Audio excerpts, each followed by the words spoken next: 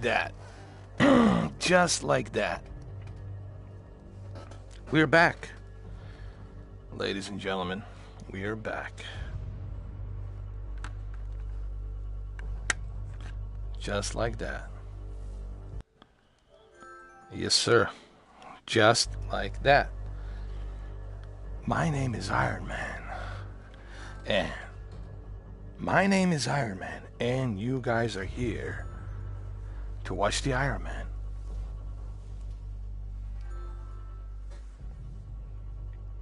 Hold on.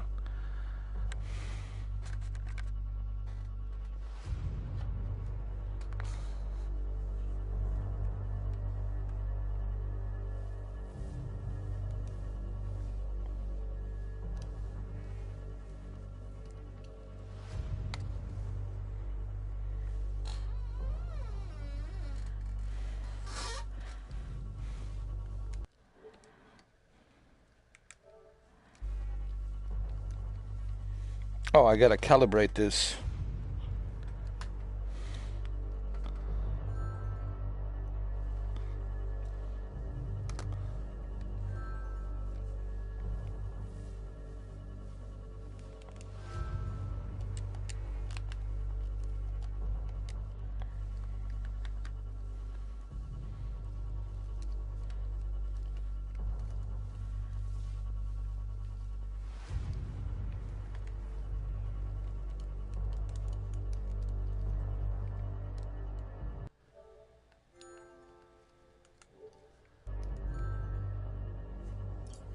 There we go.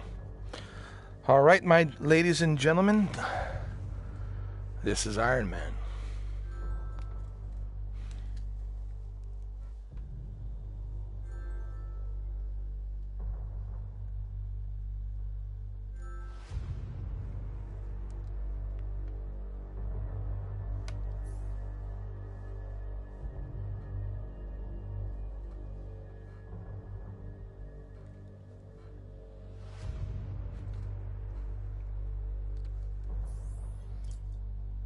Confirm. There we go. All right, let's do this. Ladies and gentlemen, I think it's time for Iron Man.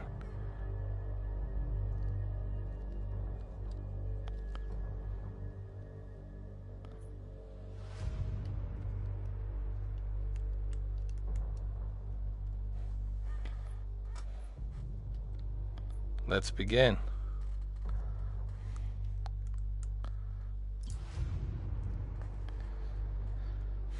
Okay, stay in the center of the cleared play area. Do not walk around and be aware of your surroundings. You can recalibrate the play area position by holding the start button. All right, so the start button is here. Good. All right, let's go. Next. All right, Marvel's Iron Man VR. It's played in 360 degrees open environment. To turn around, press the turn buttons.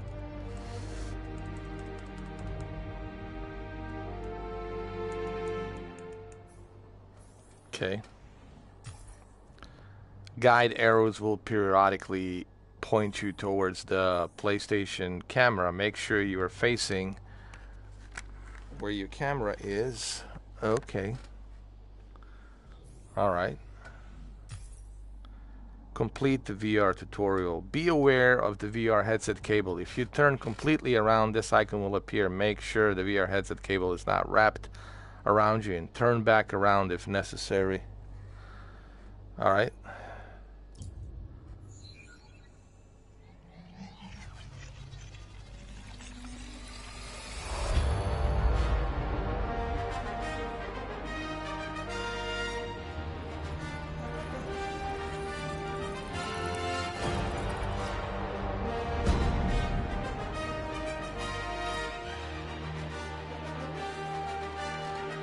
There you are, Iron Man.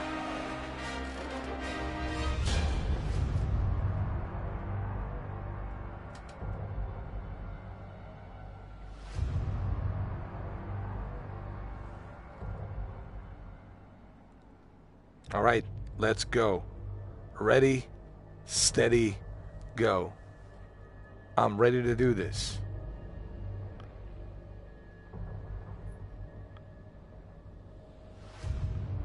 Whenever you guys are ready, I'm ready.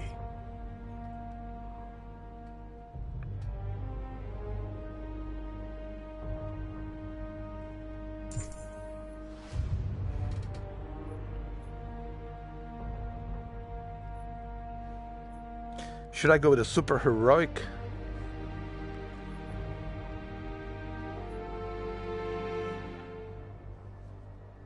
I'm gonna go with a super heroic. You know, I want to get some. Accolades. You know what I mean? Super heroic. It's good enough for me.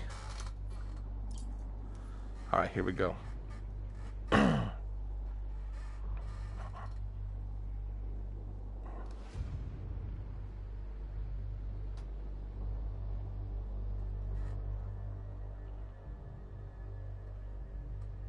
Iron Man, the prologue, flight direction.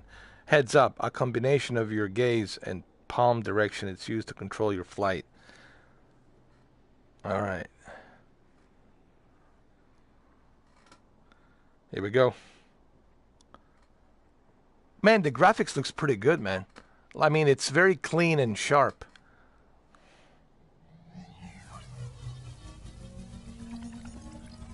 For a PlayStation VR 1.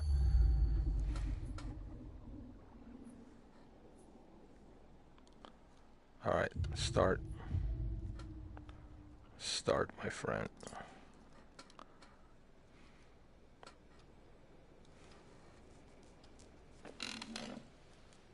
Hi, I'm Tony. And I'm, well, you know who I am. The guy who has it all. Wealth, fame, impeccable taste in suits. What do you get the man with everything? A chance to give something back.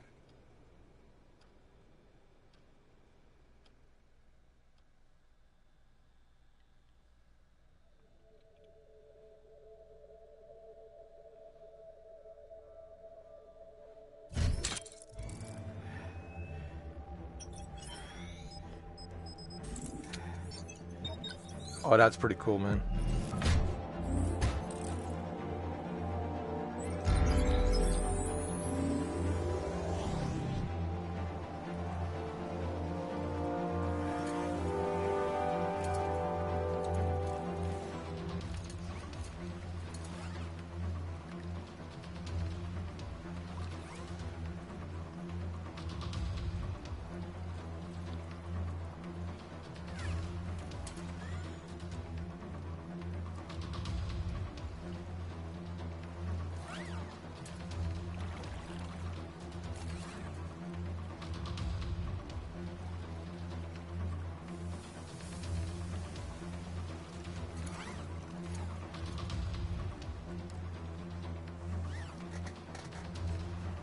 Oh, I gotta do it like this. Hold your hands out flat. I mean like this? Okay. Oh, I see. Mark 3 test flight. Starting with maneuvering thrusters. Hands by my sides. Arms back.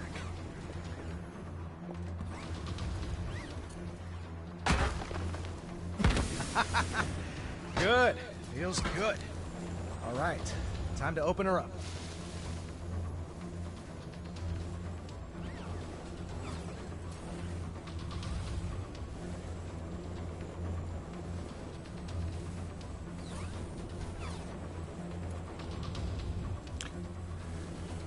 What's my favorite PlayStation VR title? I mean, there's so many, dude. So many.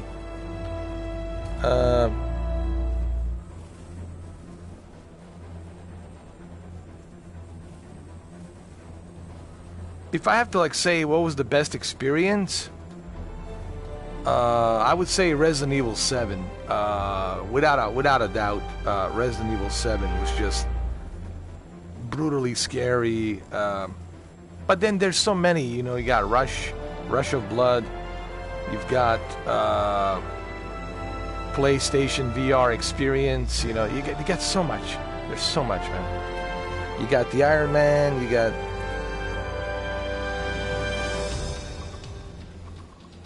Ace Combat. You got Skyrim. You got so many, dude.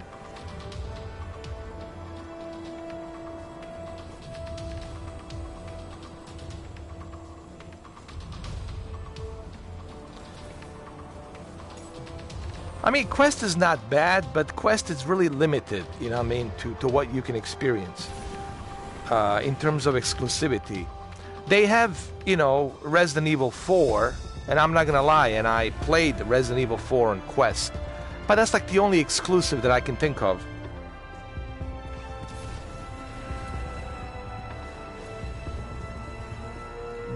Besides Resident Evil 4, I don't know if there's anything else. And Resident Evil 4 was great on the Oculus Quest. I mean, I have it. I played it. It's pretty darn good. But other than that, I mean, it was impressive for a Quest. I'm not going to lie. But you need more than that. Opening targeting suite. Repulsors ready. Hands you know, up. you need more than that. Palms PlayStation VR has delivered on a lot of fronts. You know. Bullseye.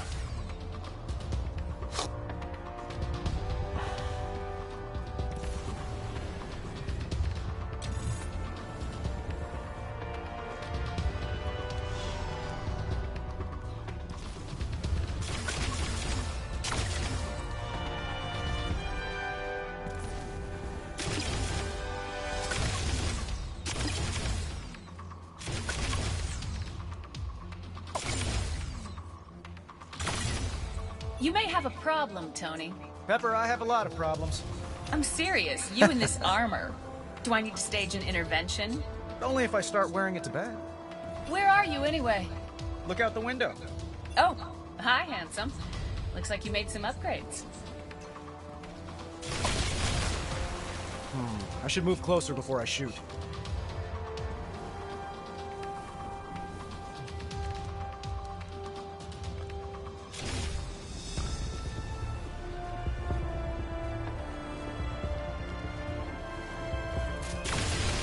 Three more targets to go. Let me, so I can go through this. Here we go. Right here. Nice. Woohoo! All right.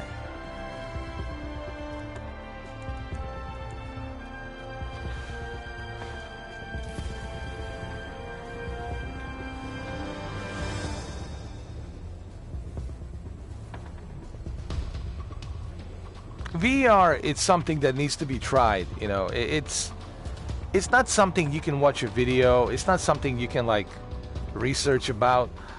You can get some idea by researching, by, you know, watching other people. VR, it's something that you have to experience, honestly. That's like the only way. That's like the only way, dude. But once you experience it, I think it will change your perspective on maybe this is the best way to experience these video games. Like, what better way to experience your favorite video game than like this, dude? Like, this is like, hey, you want to be a Kratos? Well, there you go. You could, if they make it in VR, you know. You want to live inside a Grand Theft Auto world, if they make a Grand Theft Auto VR, well, you could do that. There's so many endless possibilities, man, with the VR. But the problem is people are still hesitant to give this a proper try, if you will. You know what I mean? It's just that's like the sad part is that people are just still they're not sold on. I mean, there's a good number of people who are sold on VR, but it's not enough. You know, we need like this to be a standard. One man. more. Like a new standard. That's gonna take a lot of convincing to convince people why they should try this, and that's a tough thing to do. The best way to do that is through video games like Grand Theft Auto and others, Call of Duty. You know, the big hitters. Welcome back, Cameron. How are you? Welcome back. Get some popcorn. Get ready. All right, time to fly. Imagine a Superman, playing a Superman in VR, right? You know what? I was gonna make a video about that. Actually, I might make a video about that, Cameron. Why haven't they installed demo stations? You know, demo stations is something that should have been installed. Yeah, man. I mean, if I want to sell something, and if I want to convince you to buy it, what's the best way of me convincing you to buy something, right, Cameron? Is by giving you a demo for you to try it. Like, you want to try it. All right, so I need to make you a believer. I need to convince you why you should buy it, right? You know, it's not a secret if you tell me about it.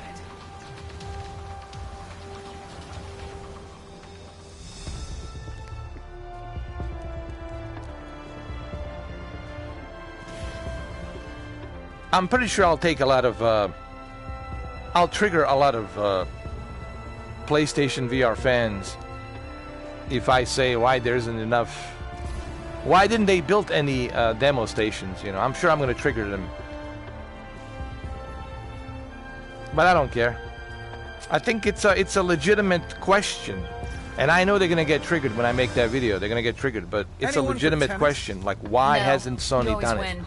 Oh, come on. We can play doubles.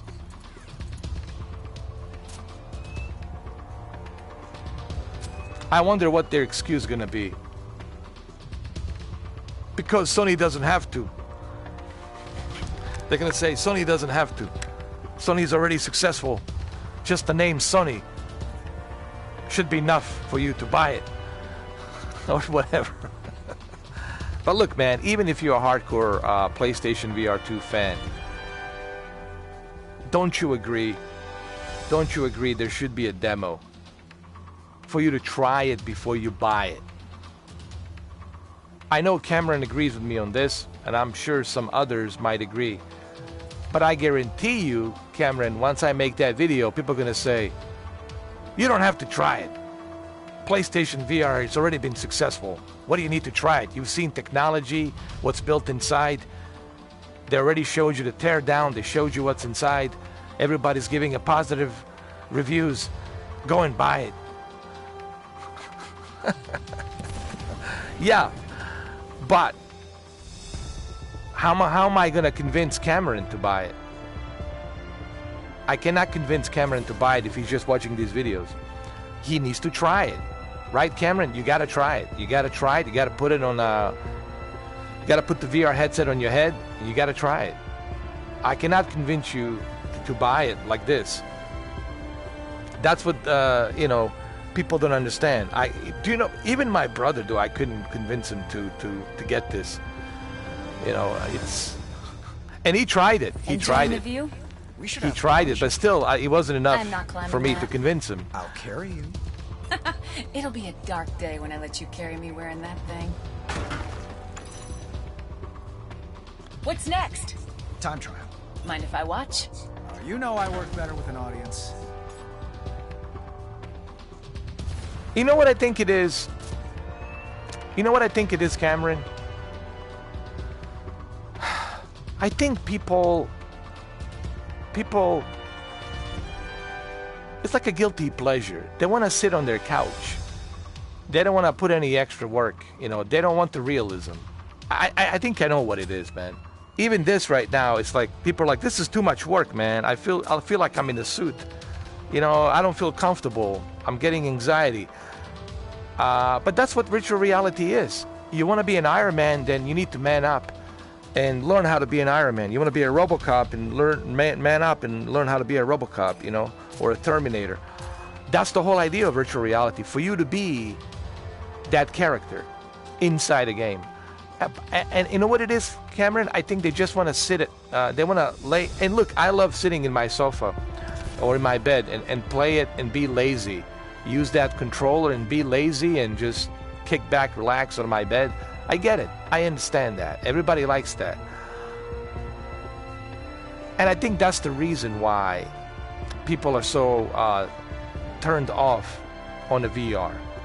they just like to kick back, relax. I'm speaking majority of people. I'm not saying, hardcore fans who love VR, but I'm saying like majority of people out there, they like to be on their couches or their beds and kick back, relax, and play their games that way. For them, look, I'm not gonna lie. Sure, like that Ace Combat, I felt sick a little bit. Yeah, I was about ready to throw up, and it was heavy breathing, anxiety. It was definitely, even though I know it's fake, I know it's not real, but the brain is making me think that I'm really flying that F-22 Raptor. So even here, right now, I know this is fake. I know that I'm not an Iron Man, but let's start with boost. it feels, my brain is making me think that I am an Iron Man.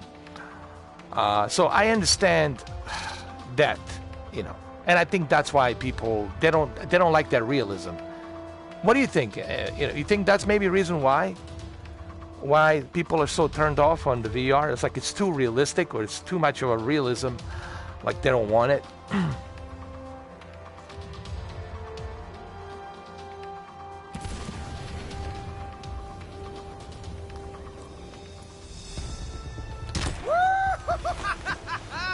That was wow.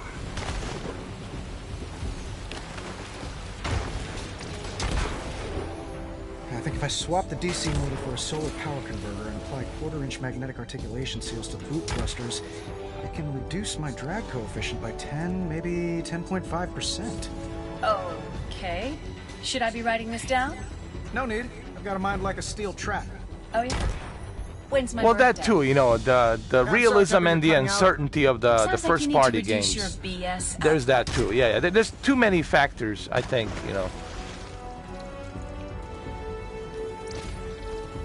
And I think that's why the VR is such a weird place, honestly. It's in such a weird place. But I think eventually we're going to get there. Honestly. Eventually we're going to get there. Where it's going to become a standard. Because the VR, it's only going to evolve. It's not going to... It's not going to fade out. It's going to evolve one way or the other. And how it evolves, we don't know, man. We'll find out. Hey, Adam, how you doing, man? Did you get your PlayStation VR shipped?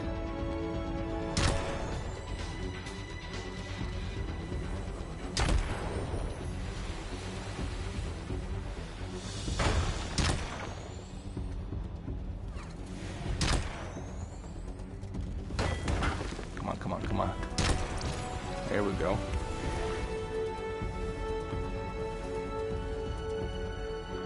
I'm doing some tutorial training here. Come on. Warm up the jets. Woo! Punch something. How do you do this?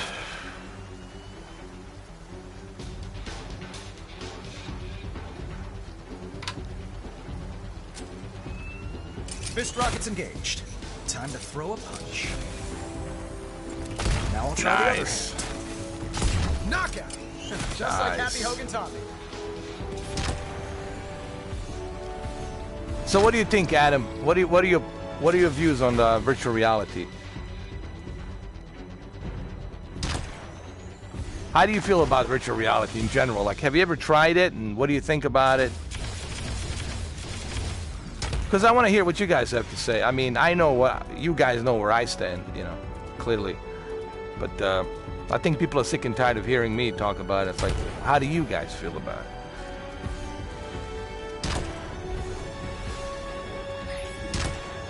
But have you ever tried it? Like, is this like your first time trying it, Adam, or have you tried it before?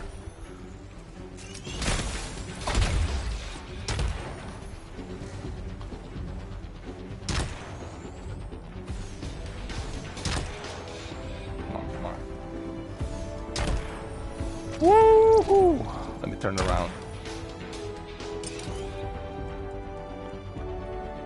Come on, let's go. Go. Time to punch out.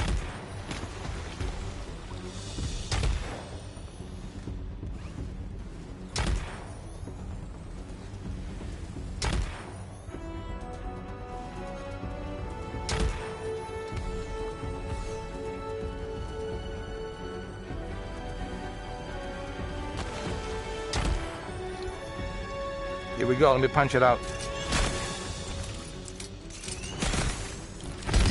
Done. All right. There it is. Well done, Tony.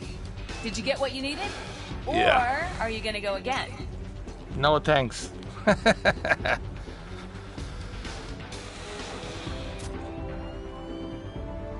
It's the future. Well, there you go. There you go. You see? And let me ask you this. Like,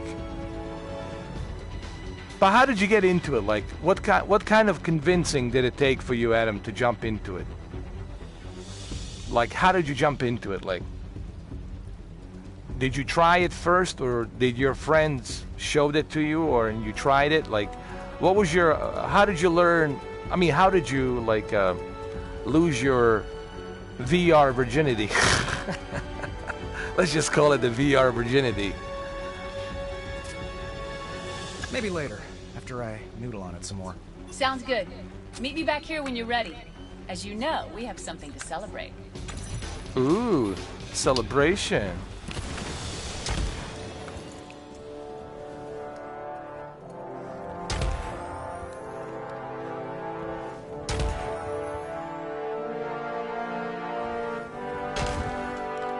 Okay.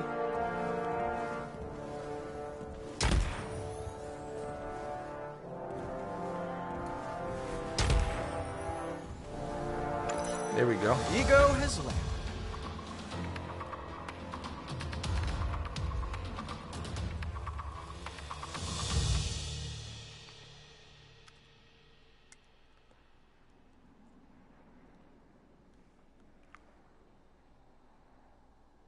I guess I'm gonna be inside my mansion right now. Here we go. HUD glasses. Tony's smart glasses display a minimal version of the armor's heads-up display HUD, just like in the movie. Nice.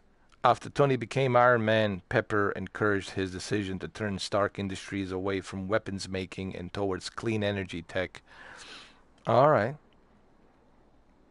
Sounds like Elon Musk. For the best experience, we recommend wearing headphones. I do have those headphones, those 3D Pulse headphones.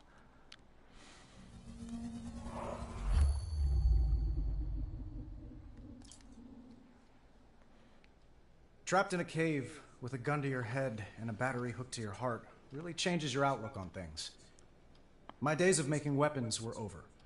I was proud of that. More importantly, Pepper was proud of me.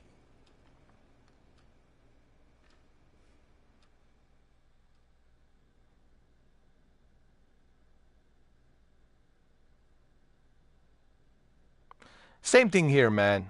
I mean, I like technology in general, dude. Whether it's the television, monitors, you name it. I'm a fan of technology, dude. You can call me a tech junkie. I think that should have been my name.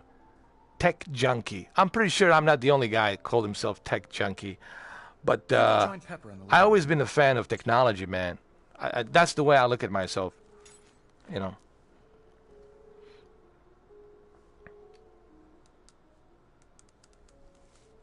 Ooh, I got a nice suit.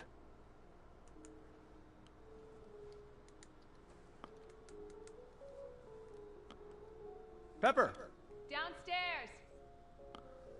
Wow. Nice place you got here, Tony.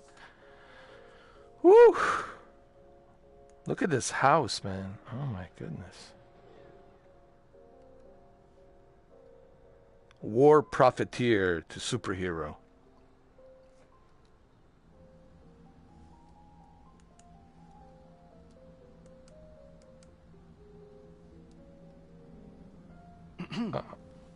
Hey, Pepper. Can't fault you for staring. Oh, please. I'm just shocked to see you out of the armor. I was afraid it'd fuse to your skin. Hold on, I'm working on it. I'm working on something like that. Oh, wait.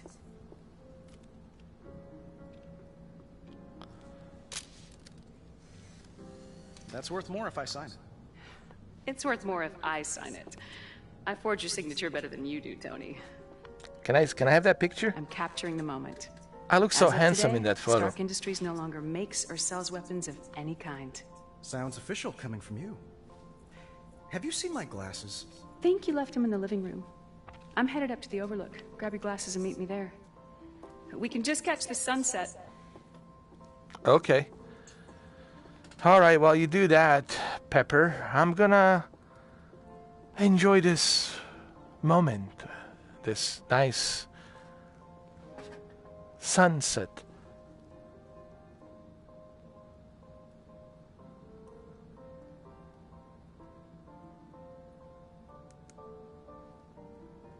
On this beautiful house built on Malibu. Hold on.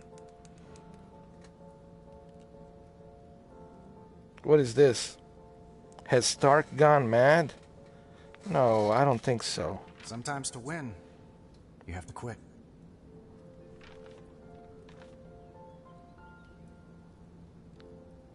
Stark Industries to quit weapons production. Tulsa King is fun. Listen, you will enjoy it. Cameron, I think you will enjoy Tulsa King. Just don't take it like seriously. Like, you know, it's of course it's not realistic, but it's fun. Tulsa King, it's fun. You're gonna have a lot of good time, bro. I had a good time with Tulsa King. I think you will enjoy it. Trust me. Oh, what is this?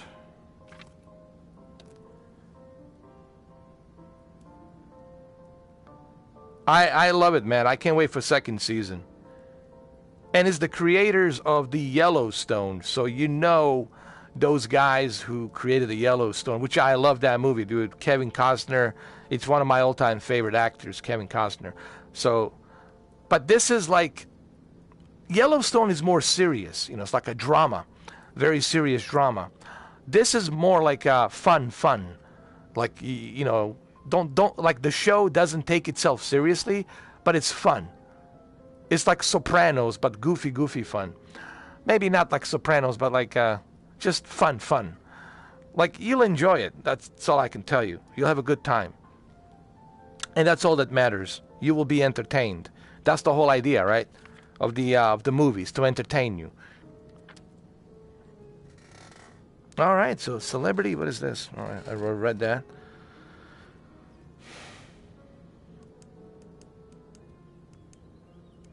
Welcome back, Brendan.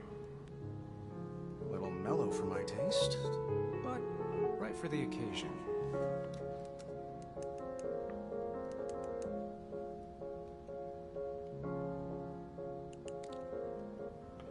There they are. The glasses. Ooh.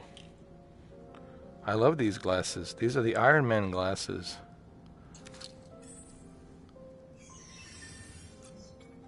Wow. These are the Google glasses that should have been. A better way to see the world. Hey, Tony, looks like you found him. I'm waiting for you at the Overlook. Well, don't start the party without me. Just one thing I gotta do first. Pack up the past.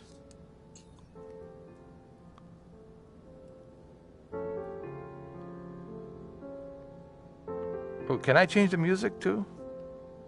Nice. So these glasses, they're like a holographic imagery. It gives you the display of what's playing on a piano. Gives you display of everything in this house, as you expected. You know, Tony Stark to have all the high-tech gadgets. What is this, breaking news? Industry leader calls it quits. Stark Industries to end weapon manufacturing. Okay. The hell is this? Oh.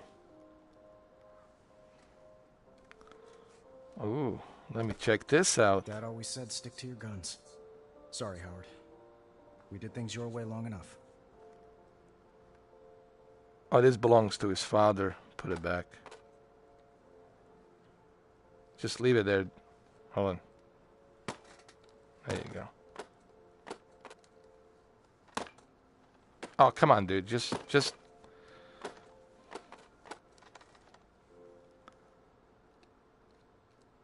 put it there. Just come on, Tony. This is your father's sentimental.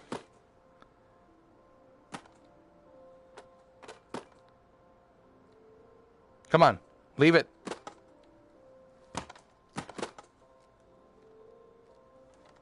All right, then take it. Take it. Oh, you gotta. Oh, I'm sorry. My bad. Close it. There you go. My bad. My bad. My bad.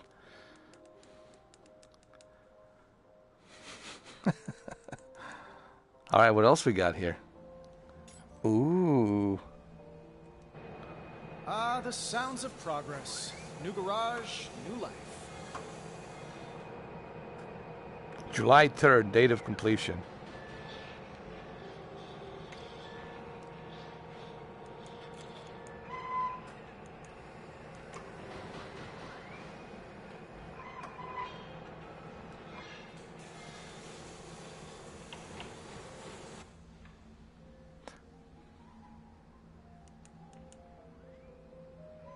I'm actually enjoying the Last of Us. I know, I never expected to like it, but it grew on me, man. Because of two actors, Pedro Pascal. He is Joe Miller, and Bella Ramsey. Trust me, you'll believe it. It's hard to explain it if you've never seen it, but it'll grow on you, man. They already got season 2 going on.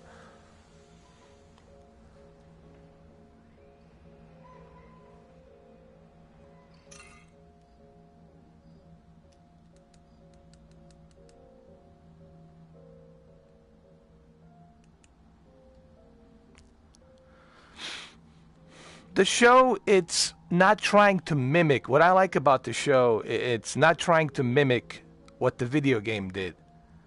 Of course, it has the same storyline as the video game, but it's not done in a same exact mimicking way. There's different approaches on how it's like a different route. It is still the same story, but if you catch my drift without spoiling it, they taking a different shortcuts and different routes to explore different venues, if you will, of the story. And I think Neil Druckmann did a fantastic job, man. And I know it's just like me saying this. I never believed that I would say this. But I personally believe that Neil Druckmann did a fantastic job. Way better than that stupid Halo TV show. I mean, that Halo TV show was just garbage. I mean, let's just be honest. It was pure garbage. So, congratulations to HBO and Sony Television, Neil Druckmann, did a fantastic job.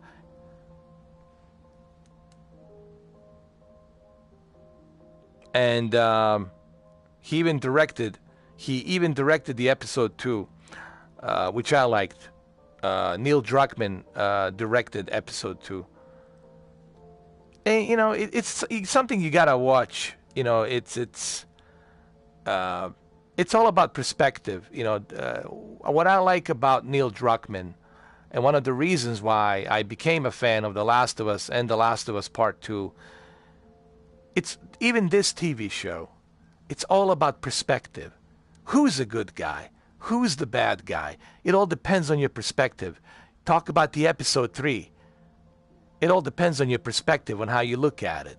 Are you looking at it from a biased point of view, or are you looking at it from they're humans that love each other? Right? So it's all about perspective. Is Catelyn a bad person, or is she a good person? Let's look at it from her perspective. So what I liked about the TV show, it's all about the perspective. And this is the message that Neil Druckmann is trying to put forth on this TV show.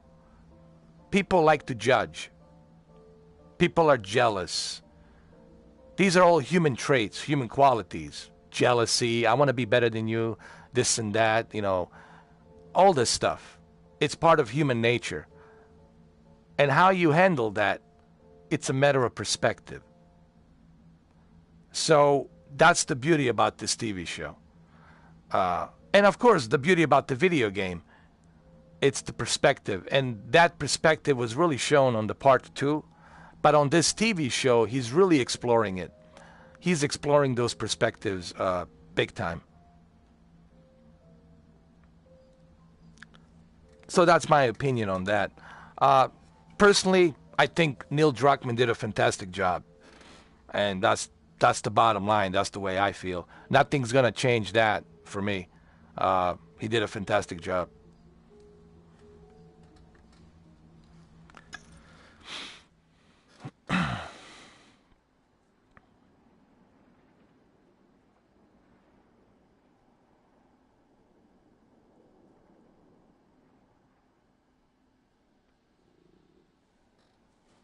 I got to tell you, man, the Iron Man really has sharp, vivid, clean graphics.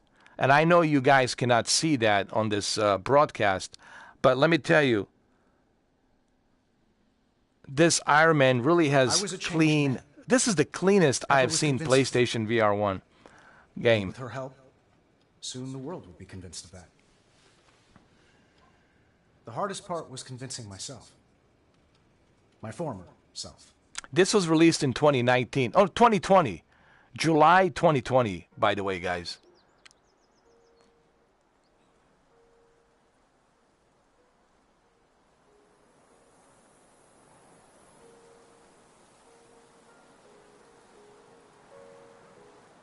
Oh, there's Pepper. Gotta catch up to Pepper.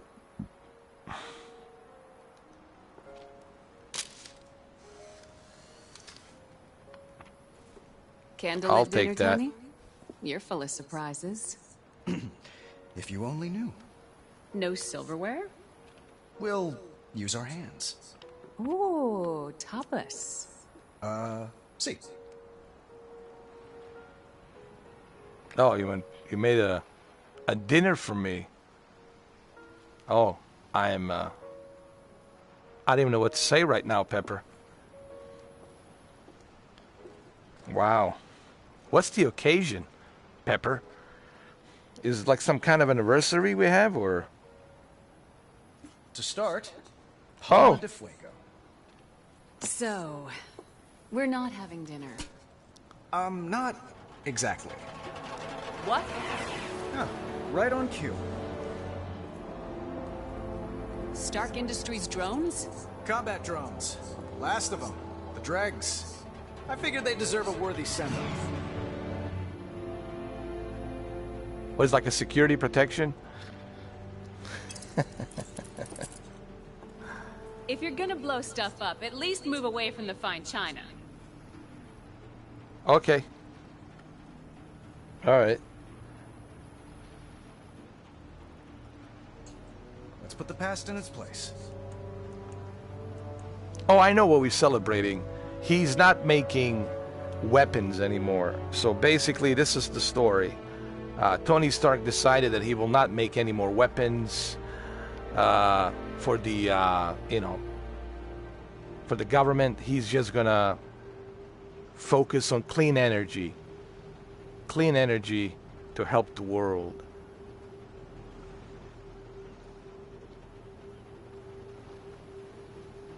All right.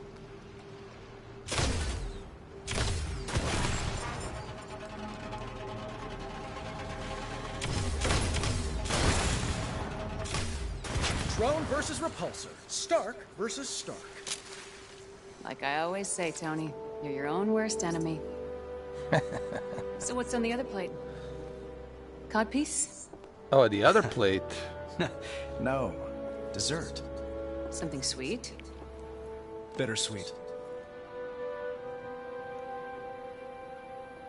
What are we talking about here? Let's see. Here goes. The Oh. gunsmith AI? It's time the old Tony hung up his spurs.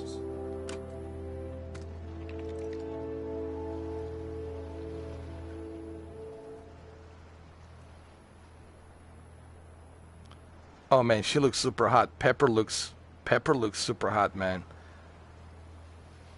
It's almost like she's right next to me. All right, Pepper, this is our anniversary. All right, so here we go. Make a wish. No more weapons, no more wars, no more proxy military industrial complex wars. It's just going to be clean energy. A true Tesla wish. A true Nikola Tesla wish. A clean energy. Here we go. 1, 2, 3, and 4.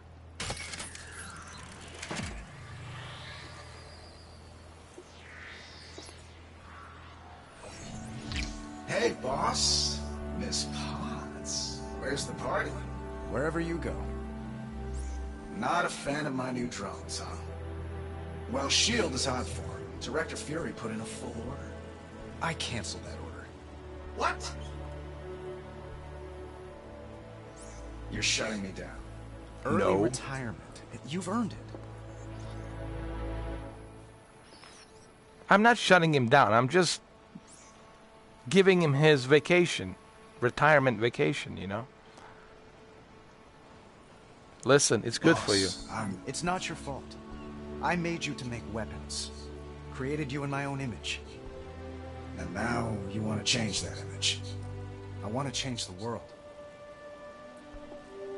So, do I go to the trophy case or the trash? You're top shelf, pal. I'll keep you around. Suspended animation, but with full internet privileges. Well, guess I'll take up surfing. You cool? Gunsmith? Me? Of course I'm cool. I'm him. Well, He's my let's get to it, boss. he's my alter ego Life of version. leisure awaits. He's the jealous type See you on the version. other side. I shouldn't have created him.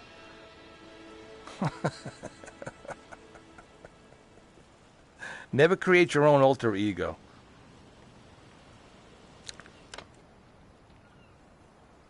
Here we go. That wasn't easy. I'll take him. All right, it's yours. He was good at what he did. But what he did wasn't good.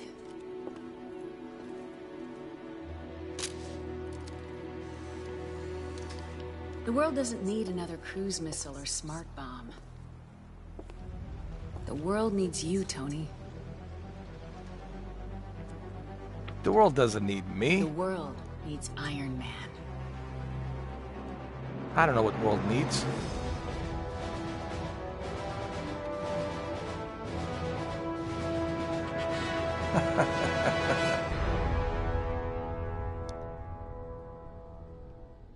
My God, she's hot. Pepper, it's red hot pepper hot. That's all I'm going to say about that. All right, here we go. Chapter 1, Out of the Blue. This is my private jet, Stark Industries.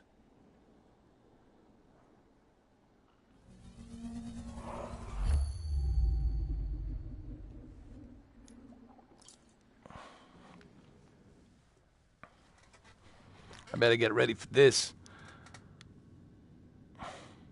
Years later.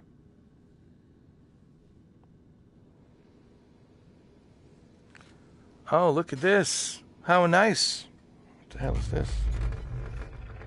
Strange.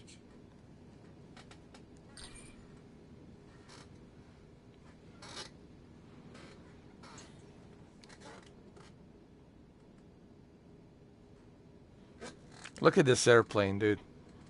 Holy crap. What the hell is this? Missing munition, latest heist of discontinued StarTech. Daily Globe. Alright. Private island destroyed. Roxxon denies involvement. Employee spotlight. Bambi Arbogast, executive assistant, runs a tight ship.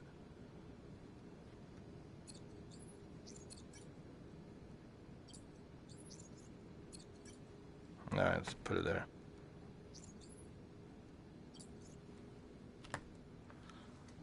Alright. Let me open my suitcase.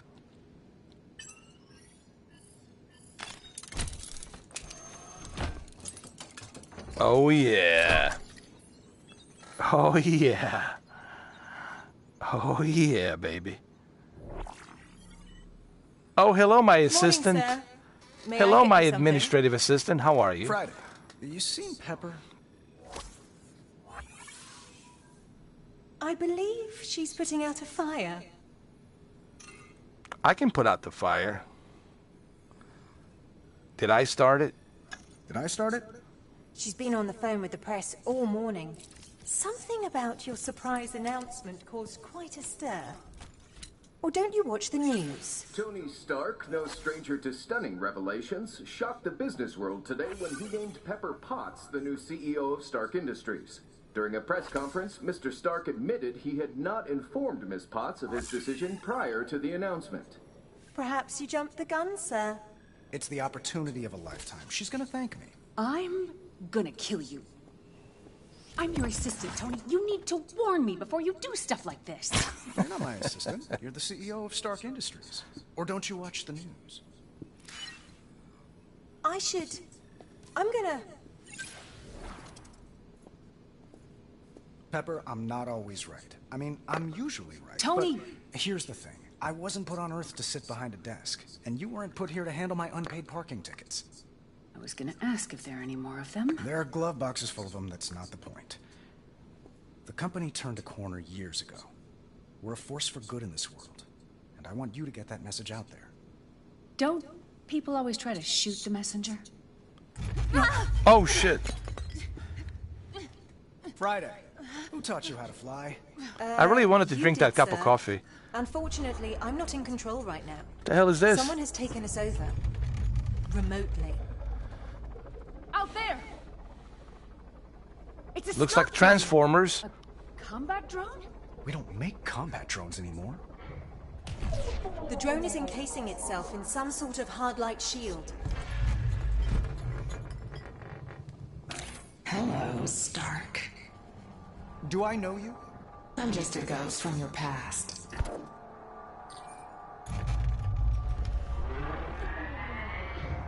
Tony, look! Oh, no. Oh, shit. Time to die. Tony! Tony! Friday, your airline just lost my luggage. Then file a complaint when we land. Override my safety belt.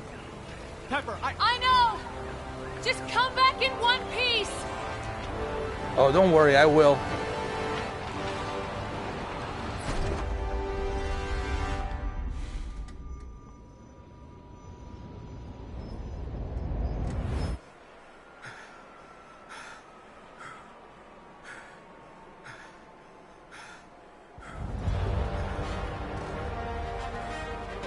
Whoa! Those drones are headed toward Pepper. I see them, sir. Friday, feeling a bit naked here. Hang on, sir. Light gauntlet inbound. Debris, shoot it. Left gauntlet inbound. More debris, sir. Chest piece coming in on your left. Come on, come on, come on. Drones inbound. Friday, where's my head at? In the clouds as usual, sir. That ground's getting awfully close. Heads up! There we go. Woo!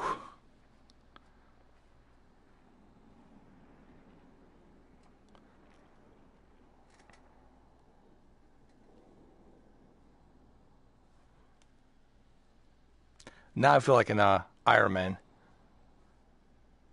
Now this is a tough level, man. Trying to get to that airplane and then trying to zigzag around the airplane is pretty tough.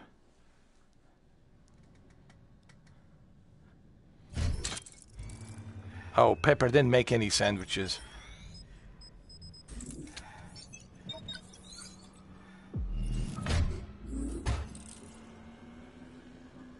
Unfortunately, she made coffee, but I spilled it. All systems online. Just in time. I got a plane to catch. You cannot run your past, Stark. We'll see about that. Can you hear me? Little windy, but yeah, I hear you.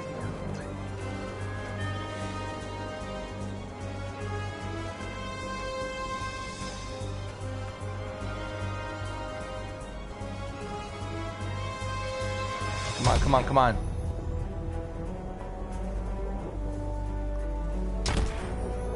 There we go. We have a massive breach in the hull. Old news, Friday. Tell me about something I didn't just jump out of. Scanning. Oh wait, Friday's his assistant. So his administrative assistant is Friday. There's an engine fire that needs your attention. A secondary explosion on the right engine, sir. Got it. Yeah, I know.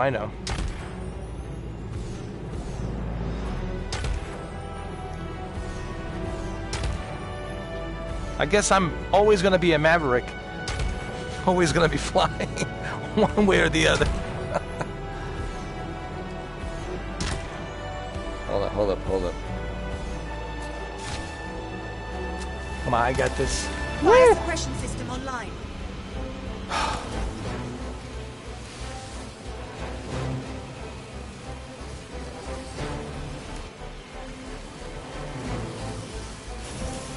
That's one less burning issue to deal with. Good job, sir.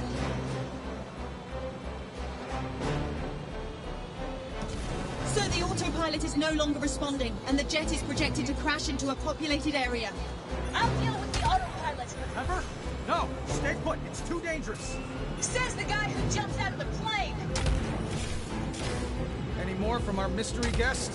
They're giving us the silent treatment, but their hounds are clawing at the door. Show him in.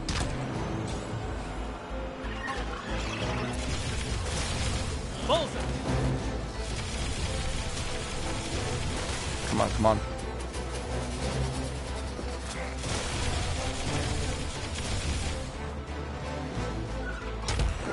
Go.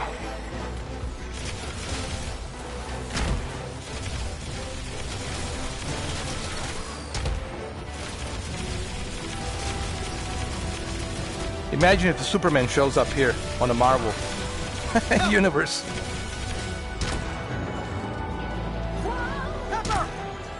Pepper, don't worry.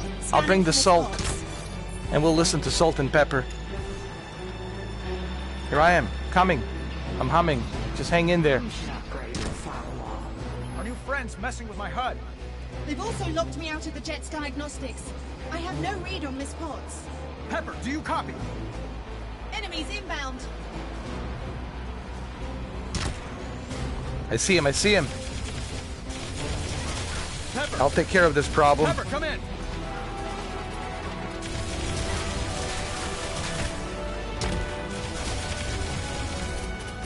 Pepper, you okay in there? Tony, I have control of Dude, the this jet. is action-packed. Keep the good news coming. Sir, more hostiles Wow. en route. Friday, what did I just say?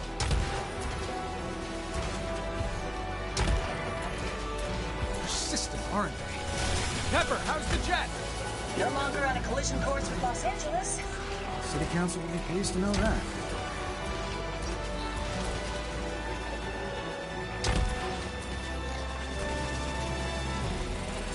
Come on.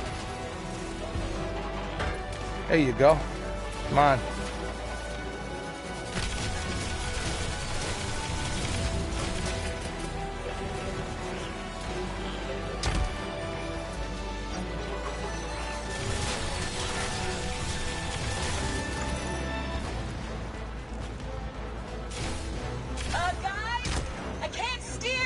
Sir, the aileron on the left side has been damaged. Is that fixable? I'll have to wing it.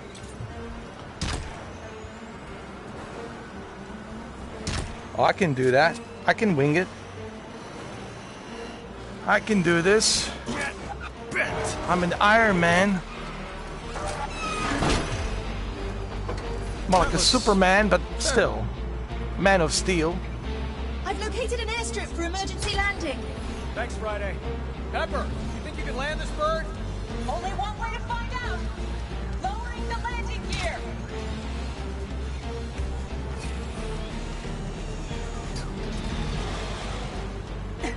The landing gear doors are malfunctioning. Of course they are. Don't worry, I'll take care of it.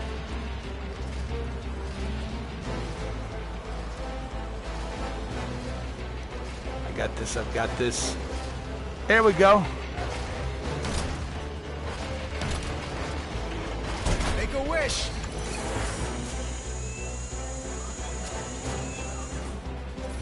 It's all yours, Pepper. Gear is down. 3 green. Well done, both of you. If no one has any further objections, I say we call it. All right, we did it. Sir, I'm detecting a new energy signature. More enemies? Good. Trigger finger's getting itchy. Uh-oh. We got bogeys.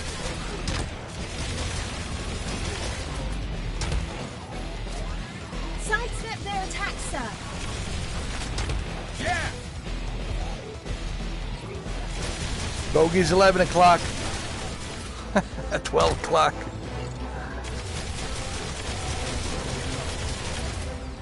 Man, this is like some kind of Maverick Friday night, man. We're flying constantly. All threats neutralized. And I'm sensing our hacker friend has returned. Who the hell is this? Friday? Friday? All systems are down. The big one's back. My controls are locked. Don't worry, I'll take care of it. Pepper. I'll save you, Pepper. Pepper, I'm coming for you, Pepper. It's vanished from radar. I can see that. Get me back online.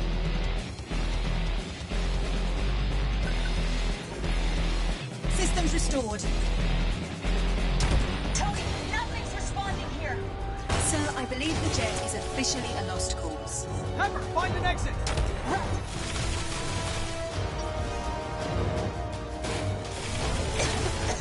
The fire runs in the cabin. Don't worry, Pepper, I'm coming. Miss Potts, I'm humming. Beneath your feet, a compartment. It leads to the nose landing gear. Found it. Climbing down now. I'll meet you under the jet.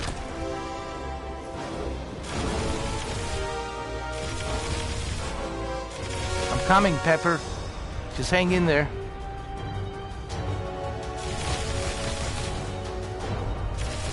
I'm bringing some salt.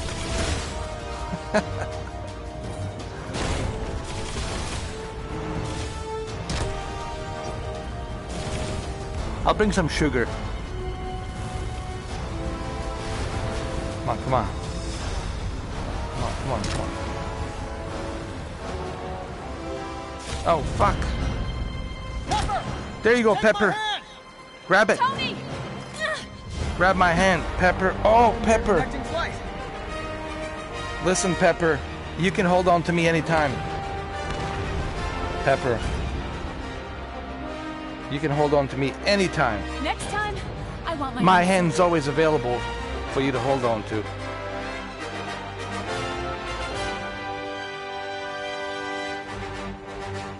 I saved the Pepper. Yay! All right.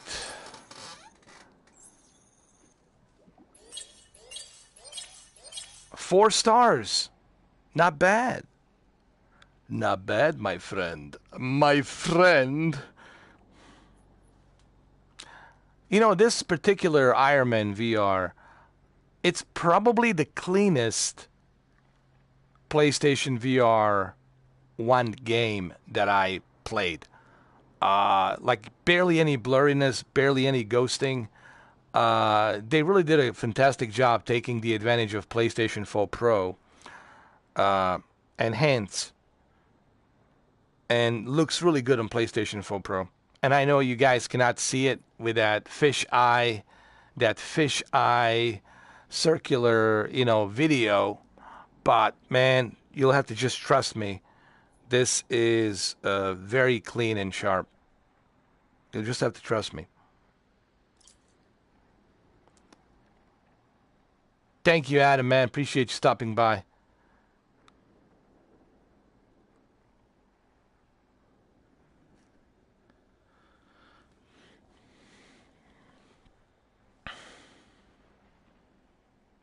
With Pepper in the hospital, Tony returns home with a black box from the drones that attacked his jet. After Tony became Iron Man, Pepper encouraged his decision to turn Stark Industries away from weapons making and towards clean energy tech. Nice.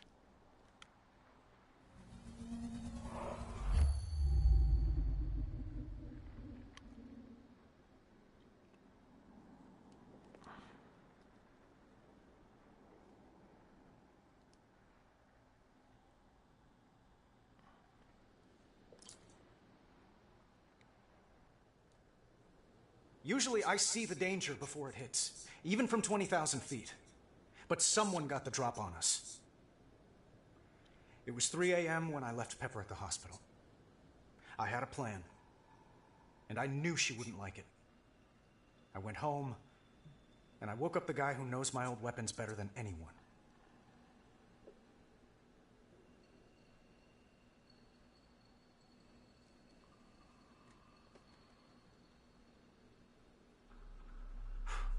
Just once. Just this once.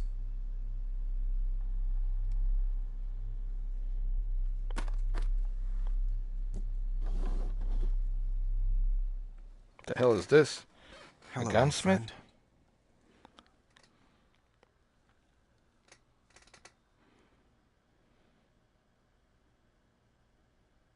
He's going to reactivate him again.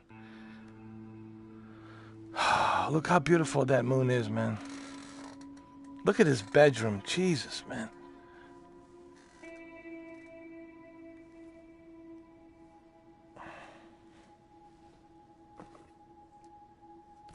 Yeah, I guess it's time for me to reactivate him.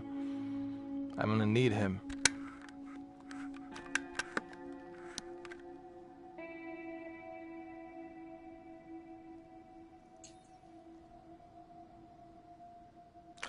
I think the best adventure you're gonna get, Cameron, is the Skyrim. They have Skyrim in VR. I think that's as close as you're gonna get. But if you want something that's like Elden Ring, then there's a Swordman. Swordman is PlayStation VR exclusive, and it's pretty cool actually. But Skyrim for sure.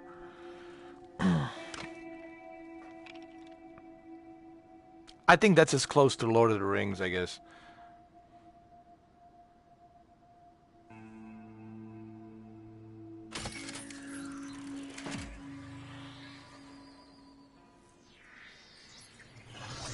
Hey, boss. Hey, pal. Hello. Where's the party? Well, you missed the party, my friend. Now, I'm not going to say parties, though. I'll say parties wherever you go, brother. Wherever you go.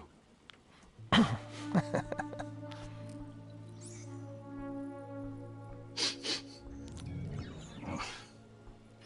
great. I smell like feet. Whoa, ho, ho. Well, I'm glad you asked that, because I already Blast tried from it. the past. Tekken 7 in VR. But you're looking at it from like a god mode. You're looking at the figures fighting from like the above.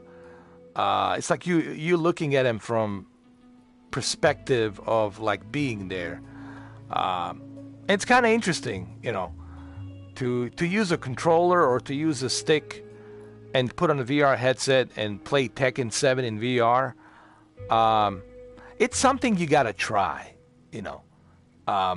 It's hard to describe it what it feels like. Just like it's hard for me to describe what this feels like. But it's kind of like a perspective of like you being there. Like let's say you were watching your favorite fighters fight on the octagon, and you're sitting in the front row seat, like Joe Rogan, and you're looking at your two favorite fighters fighting in the octagon. So it's kind of like that. I can do a Tekken 7 VR if you want to, but it's not gonna give you any. Like, you're still not going to know what it's like until you put on a VR headset. It might give you some idea, but, like, you really have to experience this. I mean, this is the hard part about convincing people to jump into VR. It's something you got to try, and I wish that they had demos for PlayStation VR too. I think this is something Sony should do, honestly. They should build demo stations for people to try, like in the shopping malls or Best Buy, Target, Walmart, GameStop, EB Games. They really need demo station, because VR, it's something that it's just hard to explain, unless you try it. Like, it's something that has to be experienced, You recognize it? Of course I recognize it. I built it.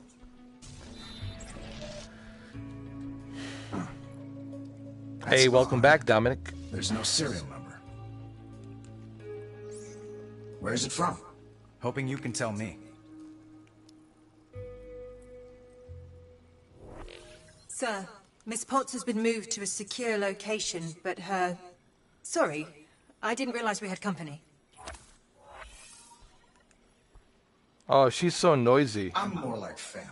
Friday. This is the gunsmith. Why don't you bring me up to speed here, doll? Hey! I'm not a touchscreen. Gunsmith, show some respect. Wait, shh. Oh no. Miss Potts. She's in hospital. And the cowards that put her there? Still at large. Help me find them. Oh, we'll find them, boss. And when we do...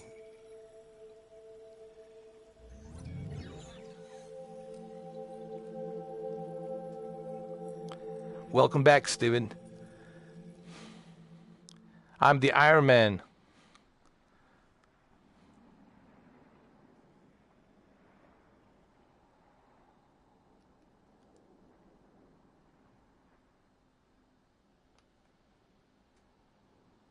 So I reactivated my alter ego, the artificial intelligence. That's a pretty good story, man. This has pretty good story. And the fact that you're experiencing it through him as a character makes it even more immersive.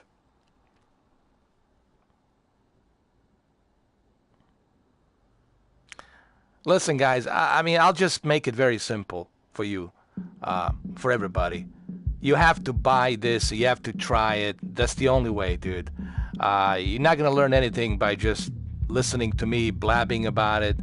This is something you have to experience. That's the bottom line. I mean, I don't know how else to say it. I'll just make it very simple. The bottom line is you have to experience this, and there is no any other way around it, guys. There is no any other way around it. That's it. That's the only way. Yeah. I don't know how else to say it. And that's it.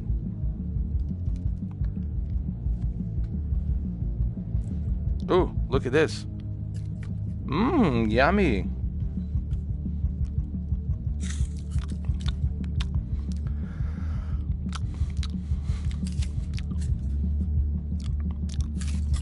Mmm.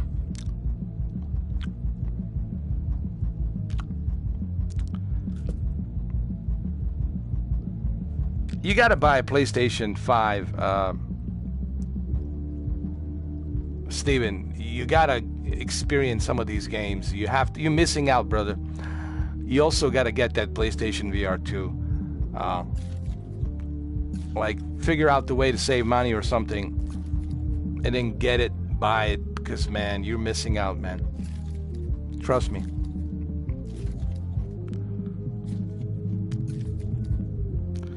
Yeah, because a lot of people ask me this, like, because I tried a bunch of VR. Is it gonna make me sick? Is it gonna give me emotion? Is it gonna make me feel... Look, first time for everything, yes. It's like popping your cherry, it's like losing your virginity. First time, it's like, okay, it's the first time for everything. It's the first time experience, so it's gonna feel kind of weird. It's gonna feel kind of uncomfortable because you've never done it before.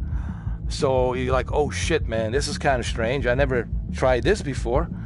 But once you get used to it, once your brain accustoms to it, then it becomes like a second nature. And you can ask Polish VR, you can ask Oasis, you can ask Gamer Tag VR, you can ask PlayStation VR without the parole, any of these guys who have VR, who tried VR, they'll tell you the same thing. Man in the Iron Mask, I read this book before, didn't I? Hold on.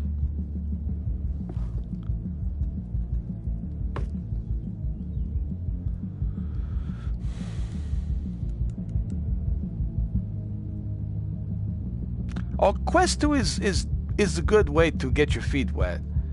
They have Resident Evil 4. It's a good way to get your feet wet. Quest 2 is a good way to get your feet wet. It's like a very affordable... you know what? Let me tell you something. Let me tell you how I started. Before we continue with this... before we proceed with this level in the story here. The way I started VR, it was in its early stages. I started first with my Samsung phone. I think it was a Note 4 or something, or Galaxy 7 Edge. I think it was 7 Edge or Note 4 or something like that. And I had this Samsung Gear VR, the first generation Samsung Gear VR, where you put on the phone inside and you close it, and then you get this VR experience on your phone. And that was my first VR experience, right? And I started from that. I started from like very minimalistic, like first entry level mobile VR. And after that, I jumped into development kit from a Oculus when Lucky Palmer was the one that started the whole Oculus company and the VR, because Lucky Palmer is the one that pushed this whole thing. I'm sure you guys know who Lucky Palmer is. If you don't, well, he's the grandfather of VR, if you will, to a certain degree. And he jumpstarted this whole VR thing Time to head to with the garage. Oculus. Till after he sold it to Facebook, obviously.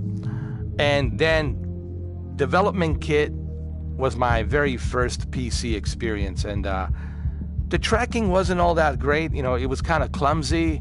It was a bit blurry. There was a lot of ghosting. And the resolution wasn't that great.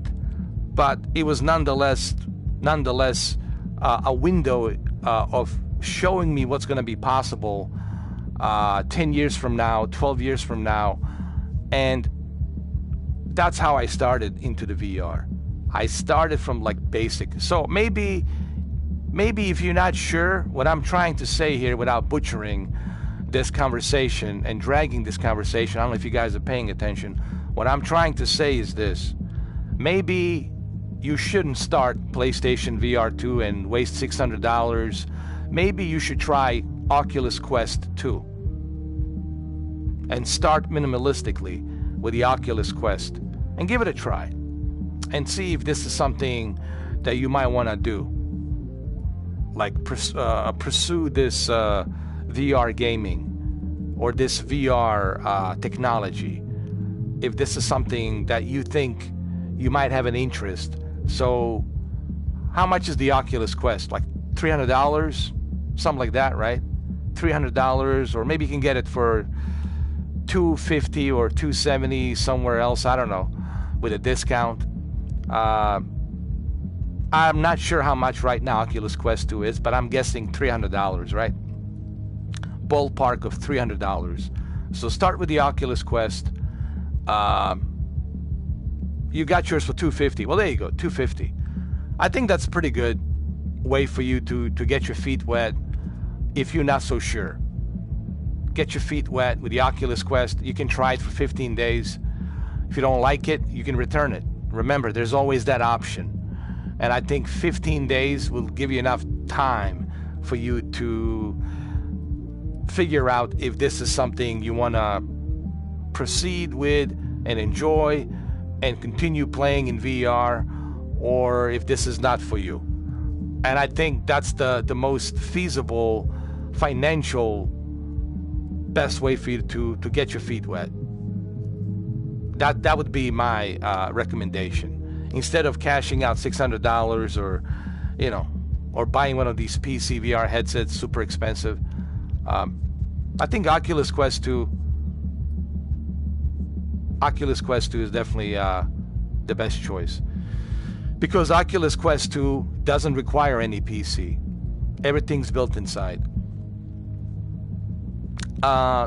Yes, Cameron, you need very powerful PCs to run Oculus Rift or HTC Vive or Valve Index or that, what you call it, Meta Quest Pro. That's $1,500.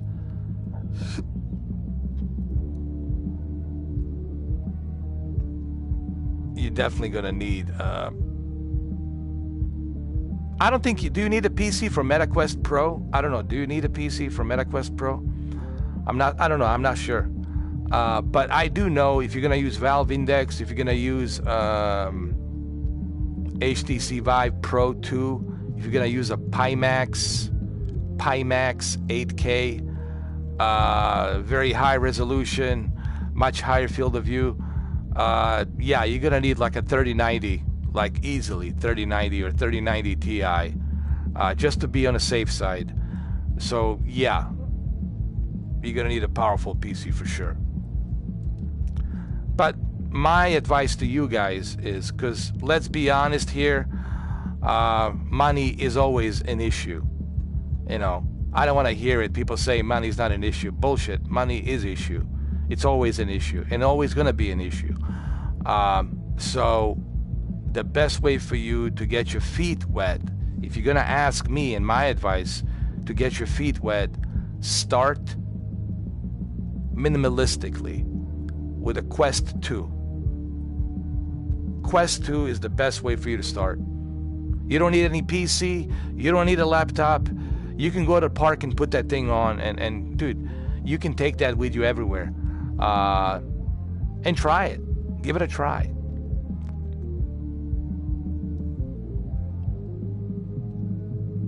So that's my advice. If you want to save your money and try it, go with the Quest 2. That's what I would do. And that's how I started, man. I started from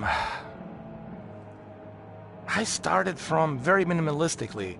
Minimalistically with my phone, dude. I started with my phone, S7 Edge, Samsung Gear VR, and then I jumped into the Lucky's Palmer special order, dude. I had to pay a lot of money for that special order to try the development kit. It was called the development kit VR to try it out. And then I returned that. I wasn't really, thrilled with it. And then finally they made Oculus Rift, and that's when the whole thing started with the Rift for me. Oculus Rift definitely kind of showed me what's possible. And then, of course, PlayStation VR was like, yeah, I'm sold, on the VR. PlayStation VR definitely was that one. A little extra push to get me to really like it. And there was other VR headsets, HTC Vive, but the problem with all of these other VR headsets, with HTC Vive, too many cables, man. It was too complex. It was too complicated. There was too many things. Drag this thing out of storage? That kind of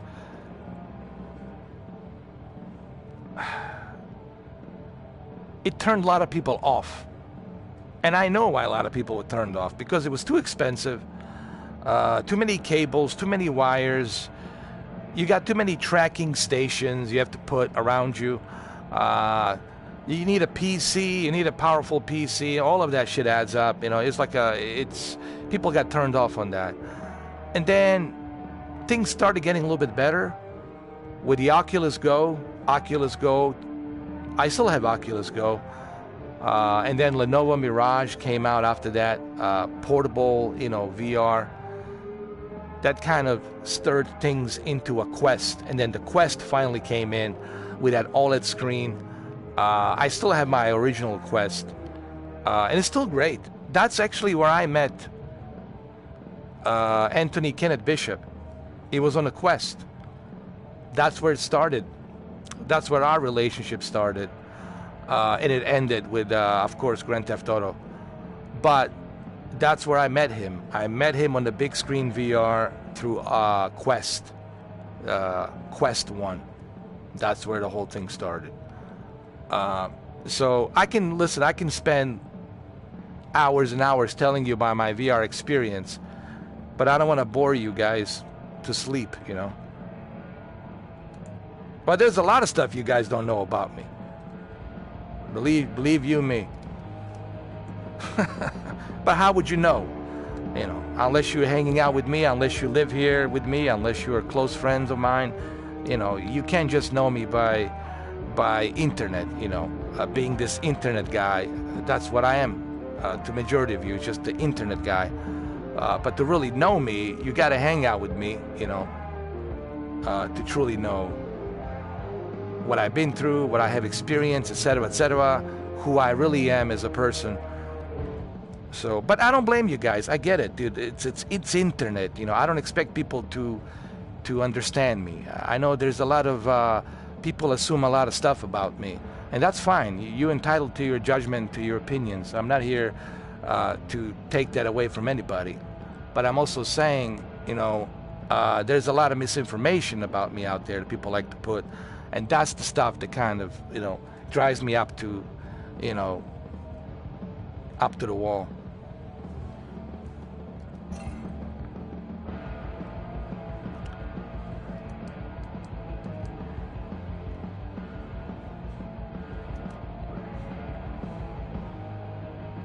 So, when I tell these PlayStation VR 2 fanboys, I don't need to be educated about virtual reality.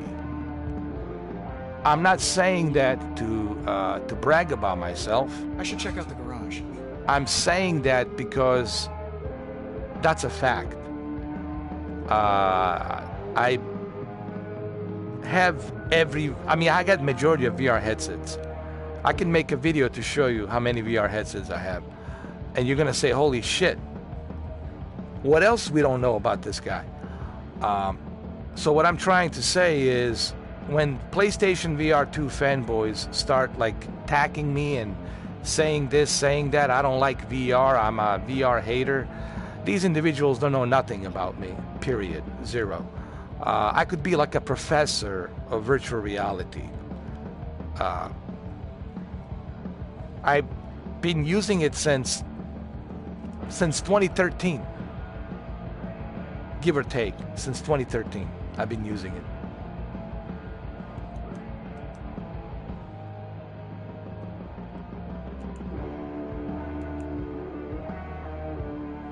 Well, I wouldn't say I'm a godfather. Thank you, Brendan. I wouldn't go that far. I'm not a godfather. I would say MRTV, Oasis. There's a bunch of other YouTubers out there. They're the godfathers of VR. These guys live and breathe VR. So those are the real godfathers. But to use the correct word, godfather, who created the VR, it's Lucky Palmer. If it wasn't for Lucky Palmer, we wouldn't have all of these VR headsets. We wouldn't have a PlayStation VR. Lucky Palmer is the reason that we have this VR experience right now. Go look him up, Brendan. Lucky Palmer. It's because of him that we have this experience, honestly. Because he is a person, a very successful person, that sold the Oculus for I don't know how many billions of dollars to the Facebook.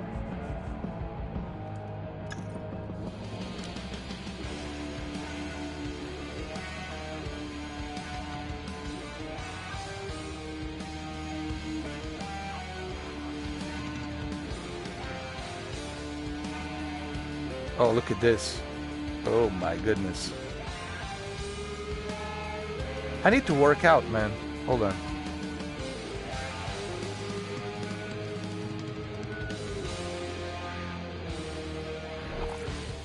Morning, sir. Morning, Friday. Any update on our enemy's whereabouts? Afraid not. It's that hard light, sir. Our enemy cloaked your old drones in a type of energy we've not encountered before, allowing them to appear out of nowhere. Hey, boss, you're up. So's the neighborhood. All right, Dominic, man, go get some rest, man. You gotta get some rest, man. You work that job, man. Working at the airport, man, it's not easy. He's passionate. I'll give him that.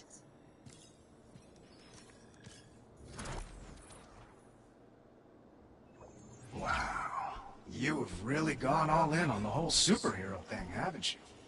Did you find out where those drones came from yet? So serious. And yes. I mean, no. I mean, I will. But I've been Well, thinking, Deacon, there's only one way for you to find out. But I think I can make it even better. You're gonna have to try it. That's it. There's no any other way around it, man. You brought me back. You can watch millions of videos. You can read about it. Until you put on that headset, you'll never know. Just like if you never deep dive before Give me the sales pitch.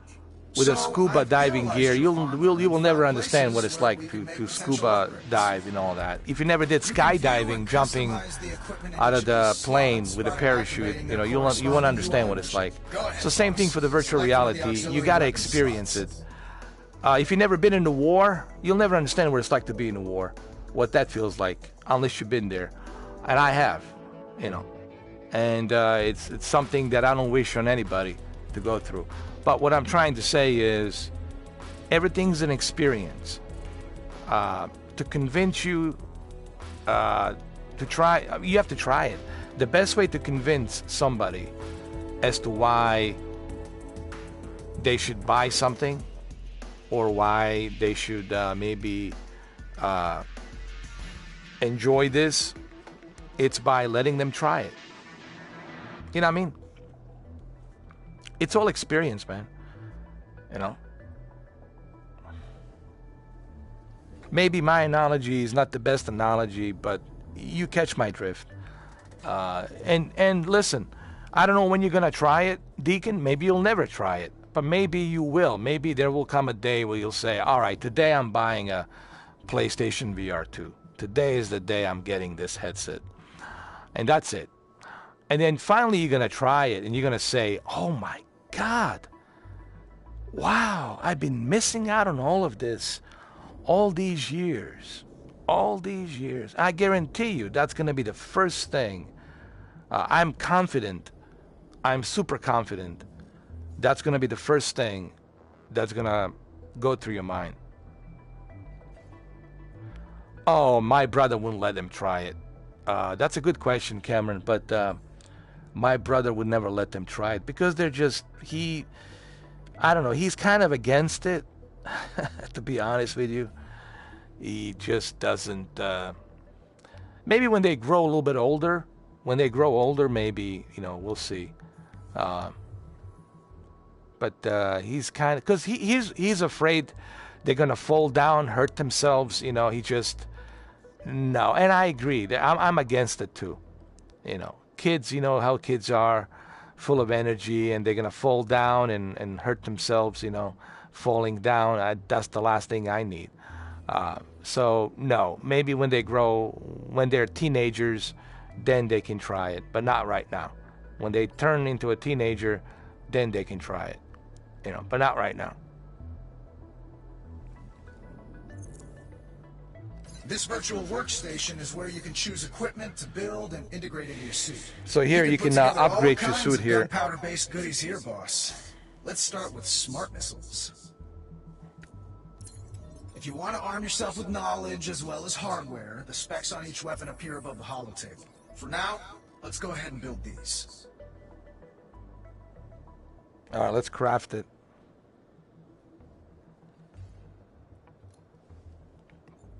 When it comes to this stuff, boss, I always say the more the merrier. Equip those smart missiles to your other arm, too.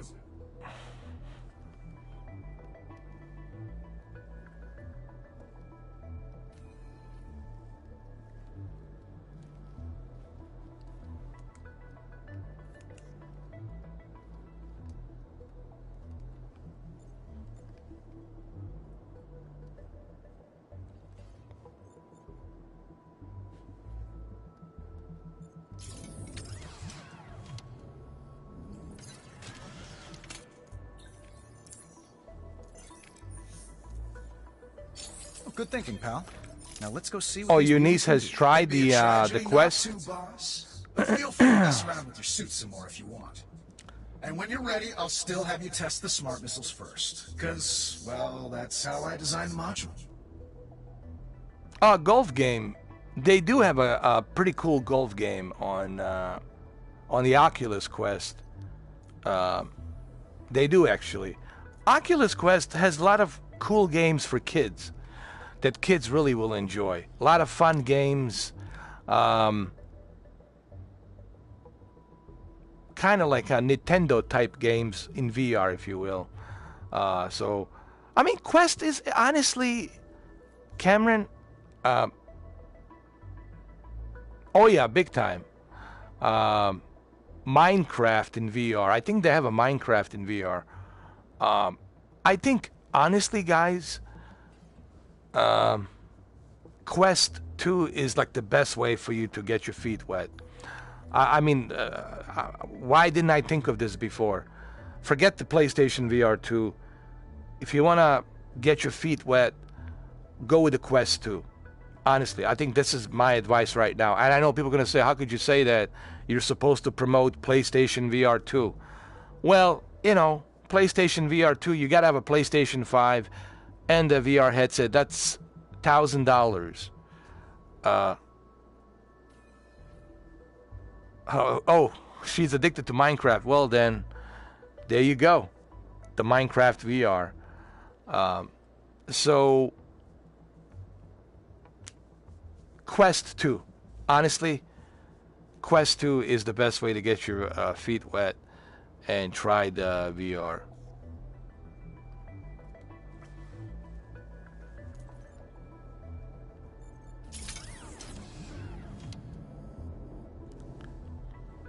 Oh, that's cool. She should definitely try, Cameron, Minecraft VR.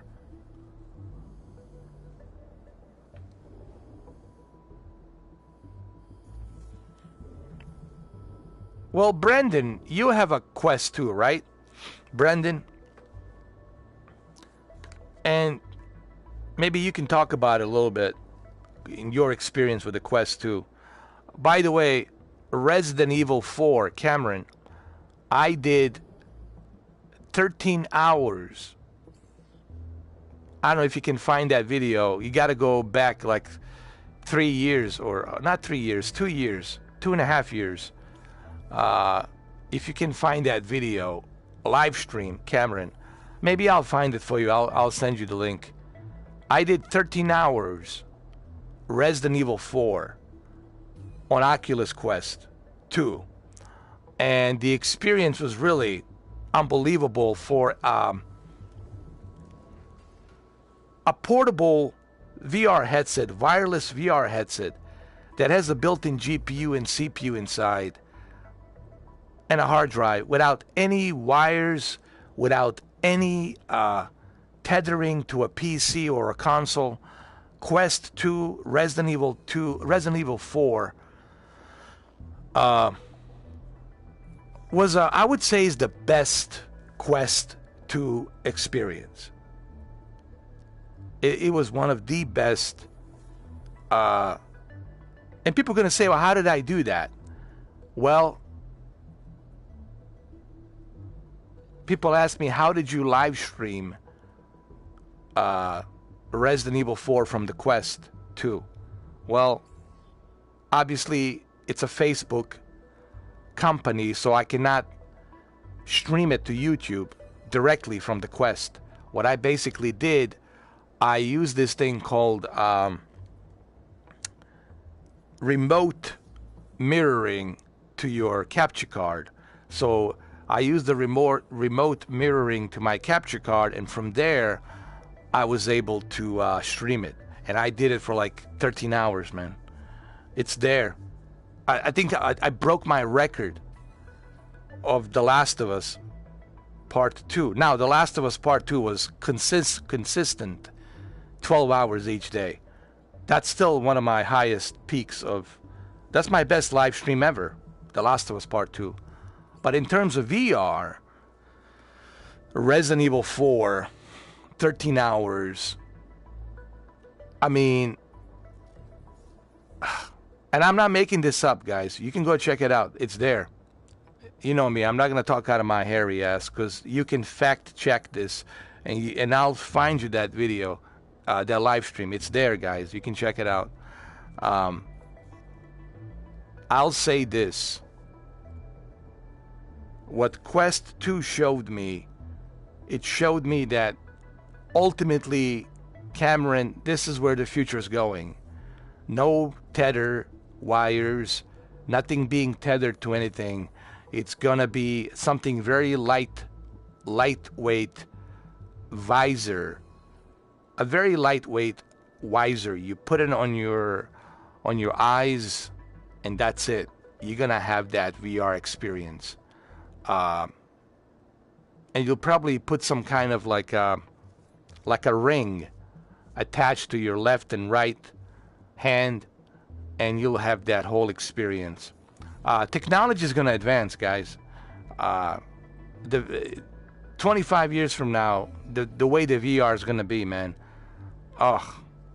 it's just going to be like straight out of a sci-fi movie, dude. Oh, you found it? Oh.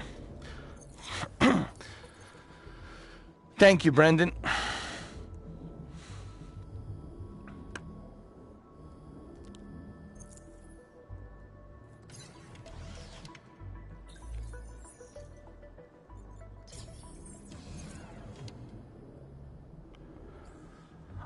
You know what, Cameron? Yes.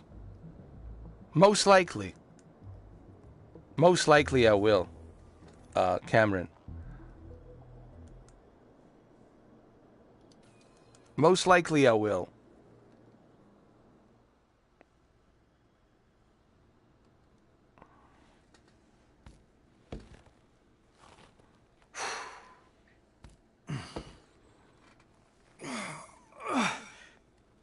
I could handle more.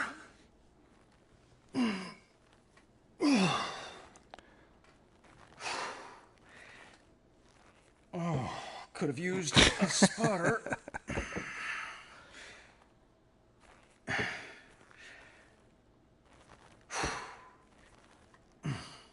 All right, let's do shoulders.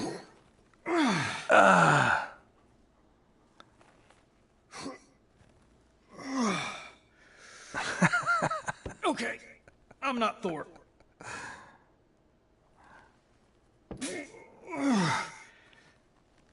Oh, yeah. MetaQuest Pro, that's $1,600. No way, dude. There's no way that I will ever spend. Even if I could, I wouldn't. You know, the MetaQuest Pro, it's intended for developers, for people who have studios. And they have studios to create video games in VR for the Quest, for Facebook.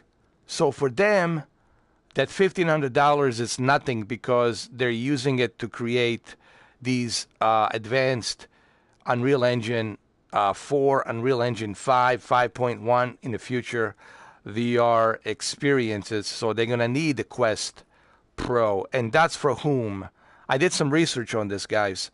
That's for whom the Quest Pro, it's really intended. It's intended for developers.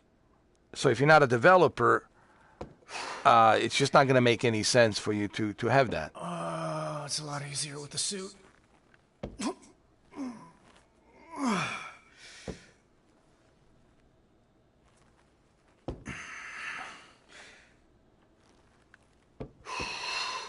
All right, let's do some curls. Let's do some biceps.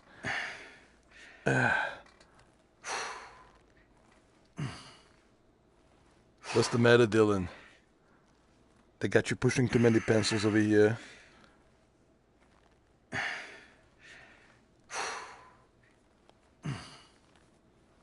Let's do triceps. Hold on. I want to do triceps. All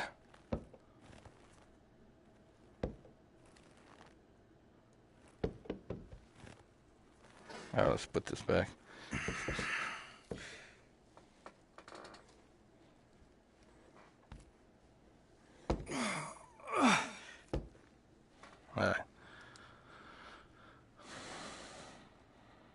All right, let's do some more workout.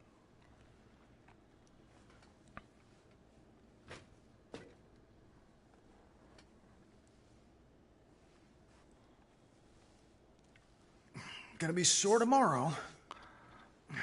The armor would make a good ankle weight. Woo! Let me adjust this. I gotta adjust it. There we go. That's it. That's better. Some pull-ups. Did the people ask me, why do we work out? This is like asking, why do you sleep? Why do you wake up? Why do you eat? This is a normal thing, a normal routine for me. I walk out every day.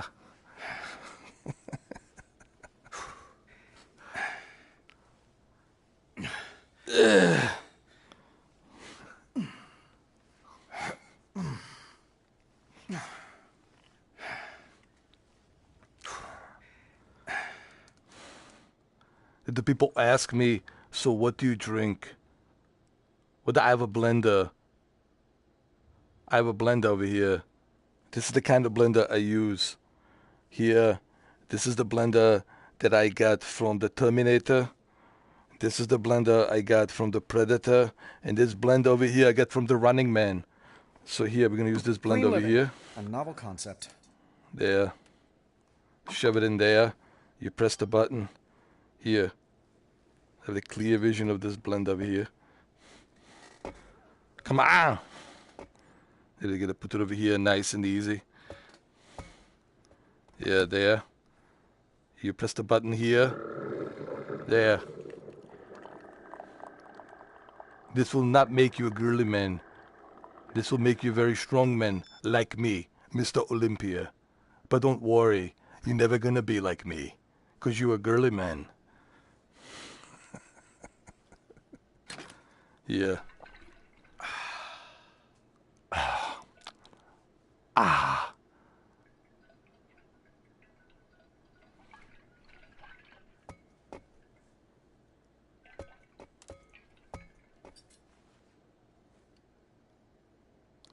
Then now here, we should have some schnitzlers. Schnitzler. I need to check my my refrigerator over here. There should be some schnitzlers in here. Austrian schnitzlers. This is called the sandwich, the Austrian sandwich schnitzlers. This is one of fantastic. I remember when I first met Maria Shriver. She goes like, "What's with all these schnitzlers? The schnitzler this, schnitzler that." I said, "This is my heritage from Austria. You're gonna have to put up with me, and you'll have to watch me eat these schnitzlers."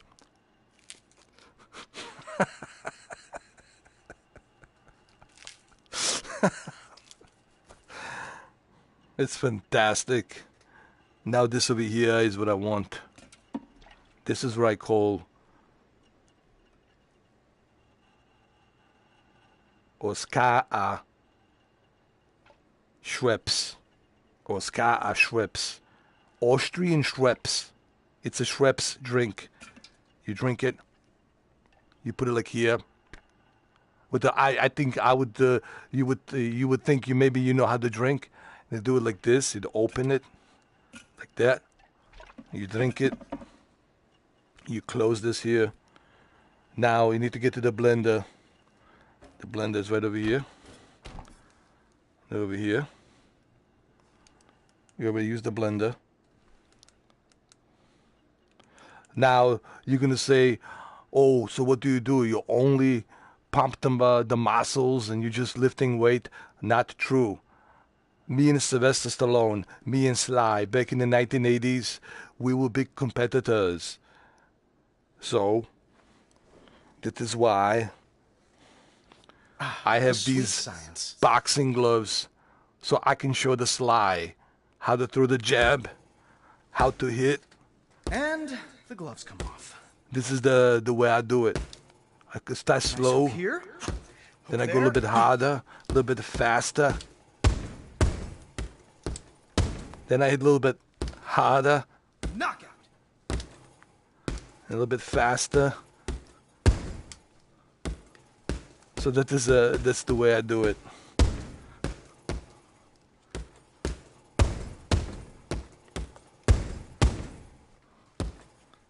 This is it. You can see over here, clear vision of the punching bag over here.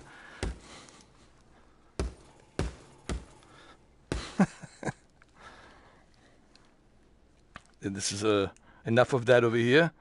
Here, if I want to impress the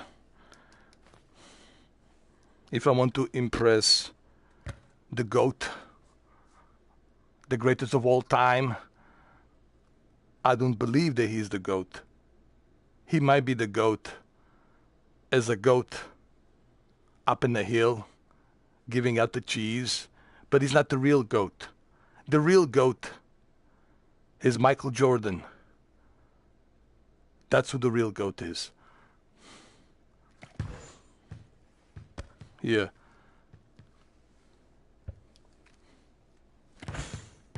That is how you do it.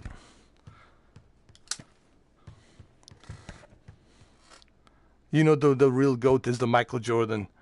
LeBron is not the real GOAT. Well, he might be the real GOAT, maybe on a mountain giving out the cheese.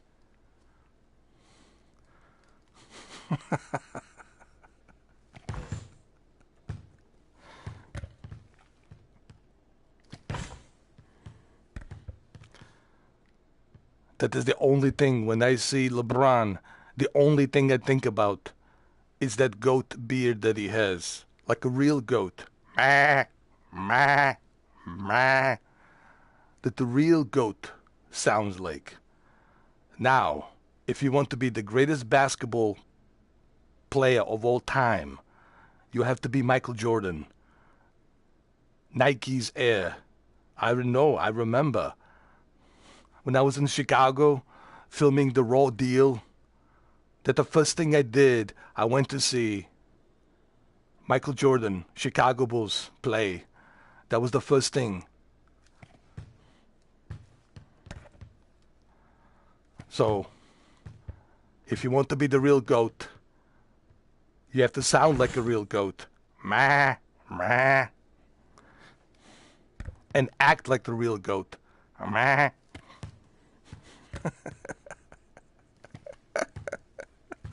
Oh my God. Arnold, you're going to get me in trouble. And over here, as you can see, I got myself a real ultra widescreen monitor over here that tells me my strength, my testosterone, how big my dick is at any given time. It's very important to know how big your dick is, because you never know what you might encounter, you know. So you might encounter, a very good-looking, double D, Bumblebee, 48 double D, you never know. She might even be your maid, She might even be your housekeeper. You don't know. That's what happened to me. I didn't know. The housekeeper was in the house. Maria Shriver wasn't there. And there was nothing else there for me to do. I was like, well, there's a housekeeper over here. So come to the, I said to her, come over here. I want to show you something in my bedroom here. And that is what happened. And then now I have a son. His name is Schnitzler-nator. I called him a Schnitzler-nator. I think he does. He does have a son, right? It was from that maid, right? From that the housemaid, that housekeeper he banged, and then that's where that son come from. That Mexican maid, remember? He banged. Well, he banged a lot of chicks, all right. But the one that was in his house, Maria Shriver wasn't there. He was horny, and there was nothing else. She was there, and she had a big booty. It was like, all right, here we go.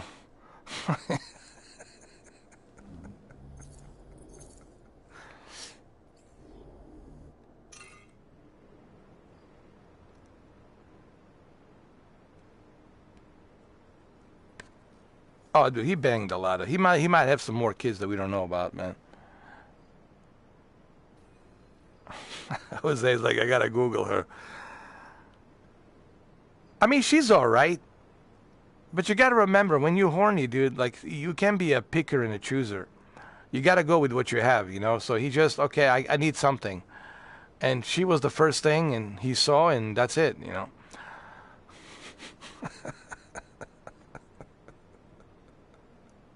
Lucky her, right? Lucky her. She'll never have to worry about the money ever again. That was the best thing that happened to her, man, probably. 100%. Not probably, 100%. Just like Monica Lewinsky, Bill Clinton was the best thing that happened to Monica Lewinsky. Well, I don't know what they're complaining about. Like, what are you complaining about? It's a good thing he banged you. If he didn't bang you, you'd probably be out on, I don't know, some studio, adult webcamming, making whatever, $5 an hour. So be happy and lucky that you got banged by the big stars. Come on. I'm just being honest. I'm just being brutally honest here, Yeah,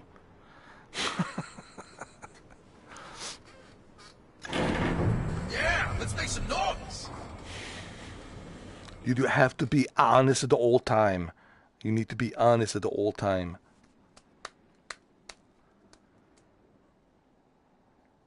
This is very important. I think 2024 next year,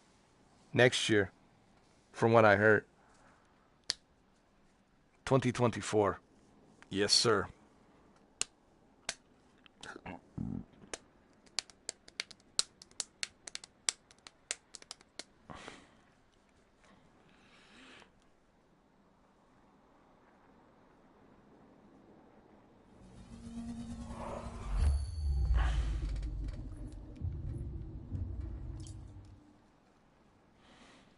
The Gunsmith AI's brand of help came with a warning label.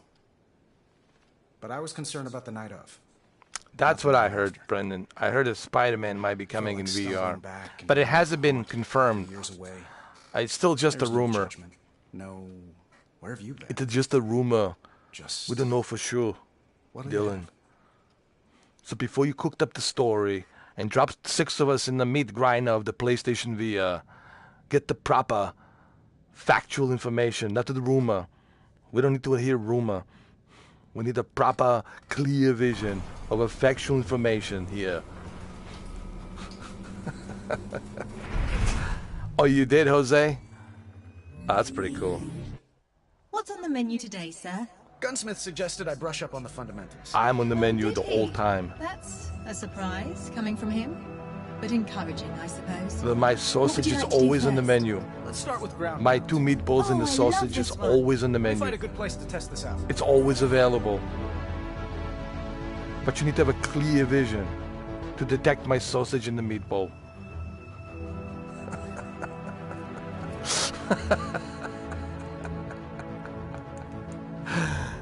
Hey, have you guys ever seen that movie? That he was in there a little bit, called Kill Gunter. He's like a hitman, and these guys in Miami have to go chase him down and kill him. And he's like the best hitman ever. Arnold was in it. You guys, it's a fun movie though. I know it's a low budget, but it was fun, dude. Fun. Called Kill Gunter. You know me, I'll watch anything with Arnold. Anything. Even a Sabotage. What was it, Sabotage? I saw that too, when he plays a SWAT leader, you know, Special Weapons and Tactics. He was a captain of SWAT team. What was the name of that movie? Sabotage or something like that.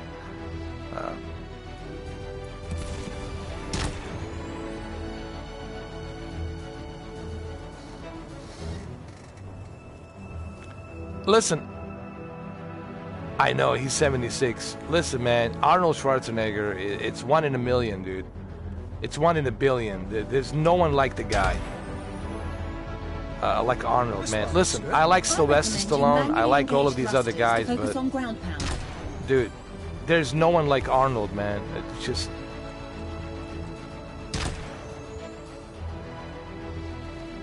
You know.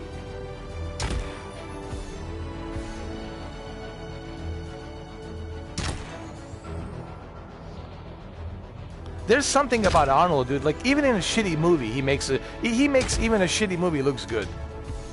That's the thing about Arnold, dude.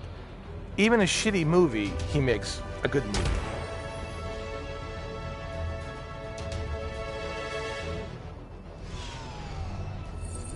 Give me a target to hit.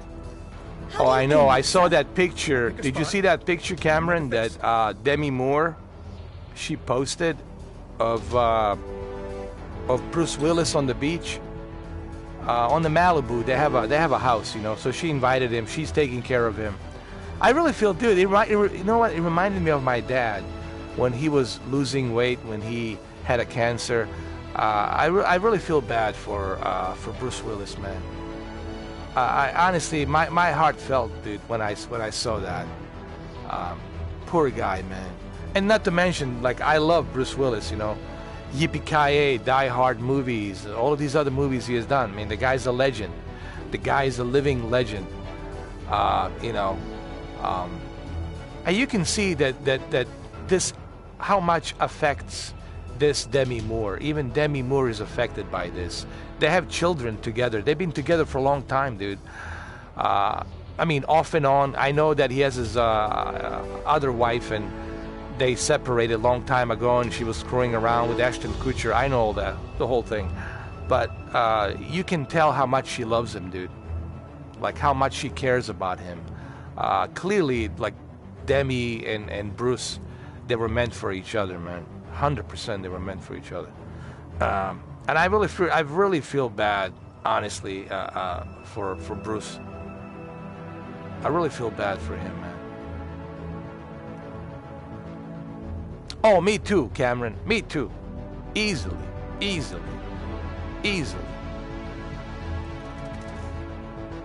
To me, she's like a diva forever, you know.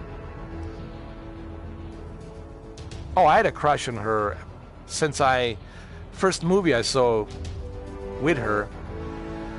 I had a crush on her. But the one movie that really made me like totally be in love with Demi, like crush-wise, having a crush, was with Robert Redford. It was the movie with Robert Redford and Woody Harrelson. He's a billionaire, and he offers to her husband and to his wife, if you could spend one night with her, like, I don't know how many millions of dollars, like 100 million or something like that, I don't know. Like, hey, I'm willing to give you $100 million just to sleep with your wife for one night. And after that, that's it. Yeah, Indecent Proposal. Yeah, that's what it was. And that was the movie that really kind of got me, like, totally hooked on, you know, Demi Moore.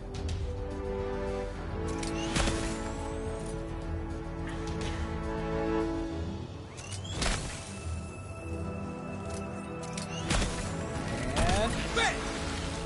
Another target, please, Friday.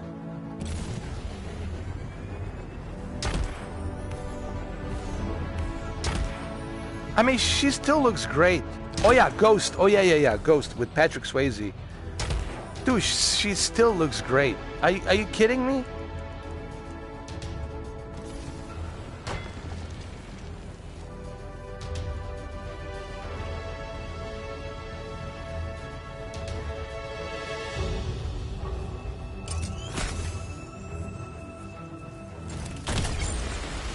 Right. I admire Oh your yeah, handiwork, the sir. That's nothing. G.I. Friday, Jane. 9 targets. 9, sir? Well, someone's feeling brash. Oh, don't forget, I can hit 'em all Tom if I do Cruise. this right. Tom Cruise. Remember Tom Cruise, A Few Good Men? With Jack Nicholson? She was in that too. That was another great one, man. A Few Good Men. Is that what it's called? A Few Good Men? That's what it was. Smashing, sir. What's next? Smart missiles. Oh, something Gunsmith made. Sir, I was under the impression you brought him back to locate the source of your old drones. He's a skilled multitasker, just like me. Indeed, sir. It's just... Well, I thought we were brushing up on the fundamentals and... That's right, Friday. And these wrist-mounted beauties put the fun in fundamentals. So give me a new target. Please. Certainly, sir. Move to position.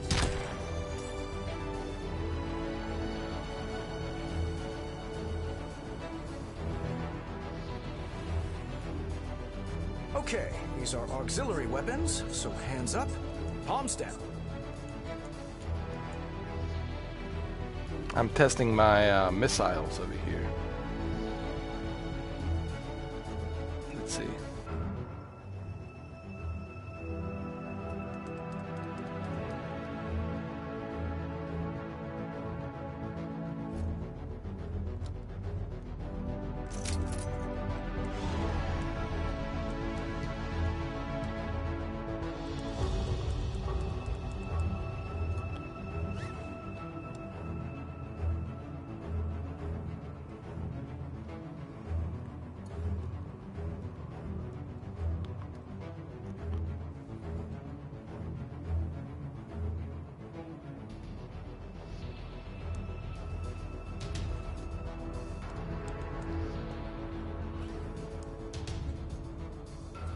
Got it. Try Oh, aiming oh, with that's your how you left do it. gauntlet. Paint the target and fire.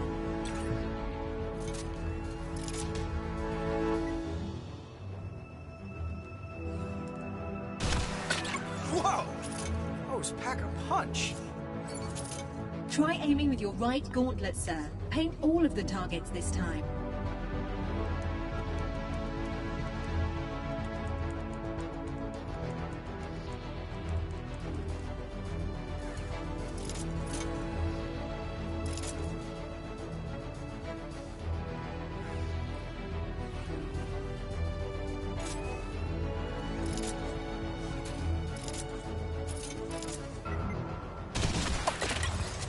Not too shabby. I suppose you need to paint multiple targets, sir. Good call. Better, but I should hit them all.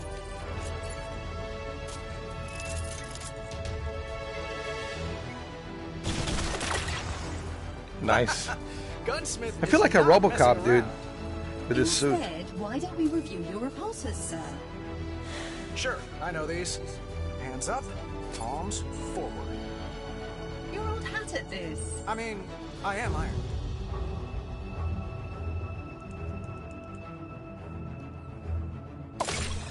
Beautiful. Let's test weapon switching. Repulsors palms up, auxiliaries palms down. Certainly. Yellow for repulsors, red for auxiliaries.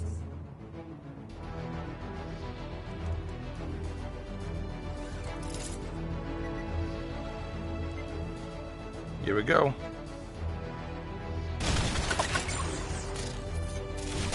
Excellent.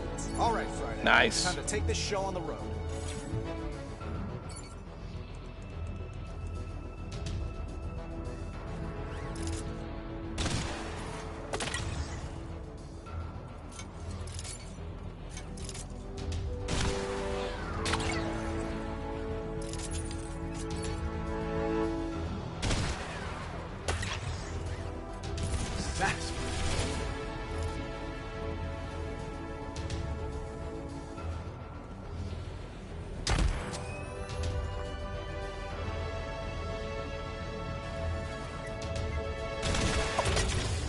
Keep my palms down so I can fire these auxiliary weapons.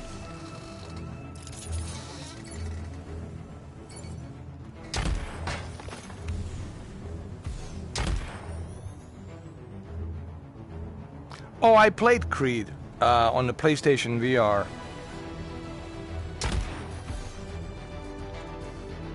Actually, it's a pretty good game. It can give you a workout, bro. Creed can give you a really good workout. I'm not kidding. Especially when you play against other people. Multiplayer.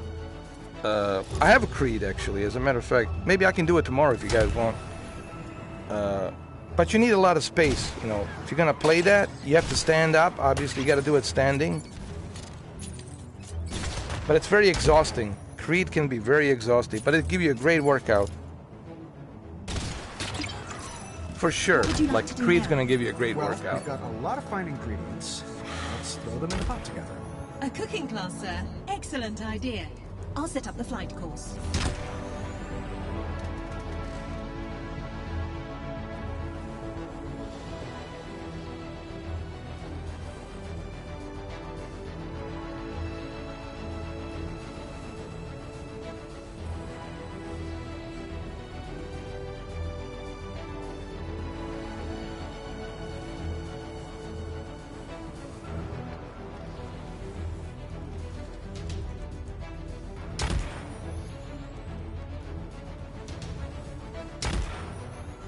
Here we go.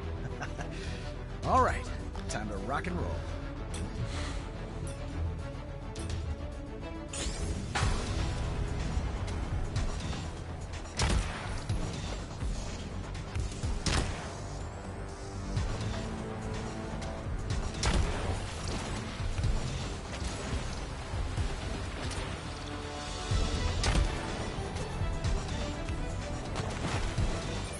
I'll try a three-punch combo. Left, right, left.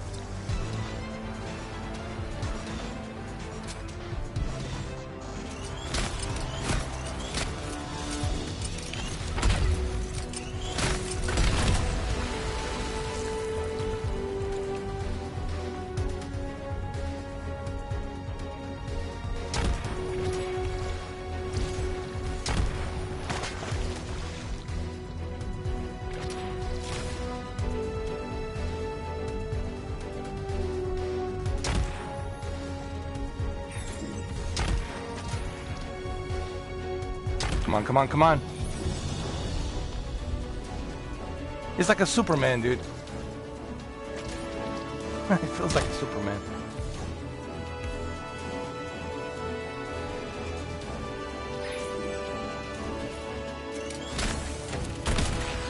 Alright, gotta alternate hands to pull off the combo.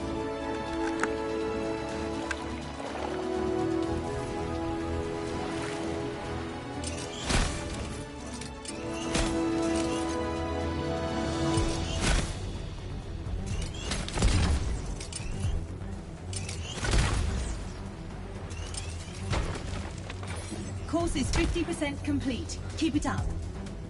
Oh, great. Come on.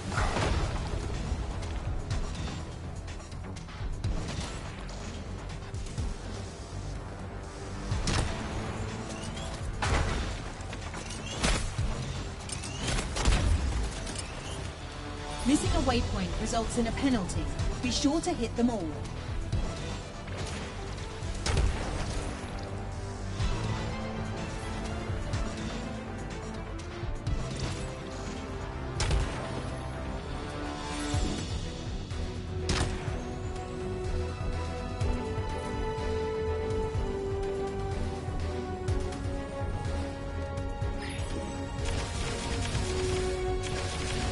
Excellent shot.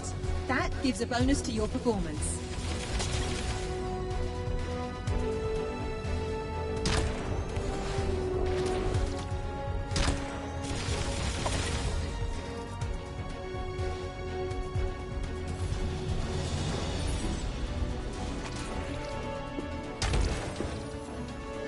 Oh, shit, shit, shit. Adding to the timer.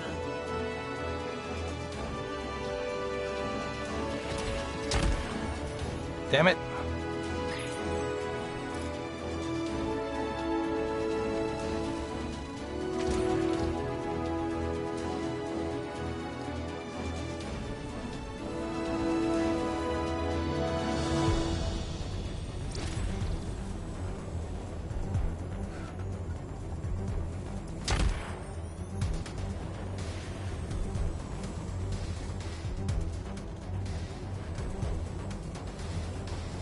Oh, fuck. I lost myself here. Fuck.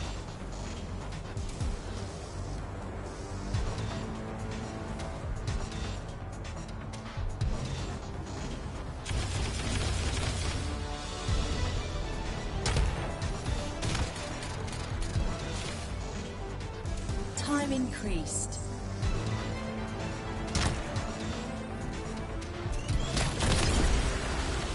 All right. You're off your game today, sir. Shall we go again? Woo. Oh, what did you get? You got your PlayStation VR 2? It arrived?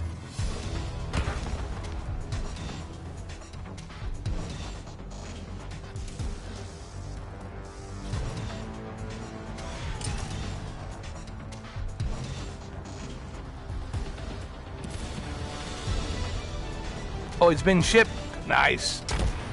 That's awesome, dude. You should be getting it pretty soon.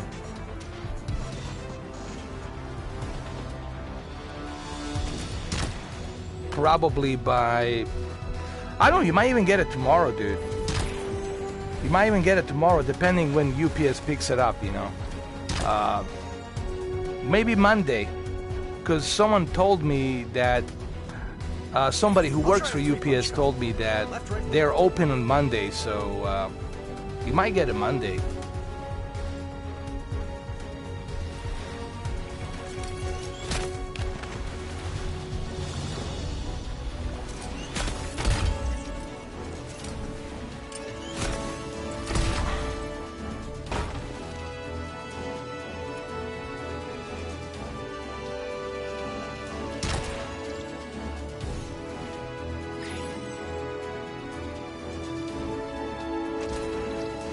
Well, it's a President's Day here in America, so...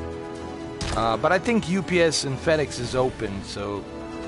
Amazon, UPS, FedEx, I think they're gonna be open.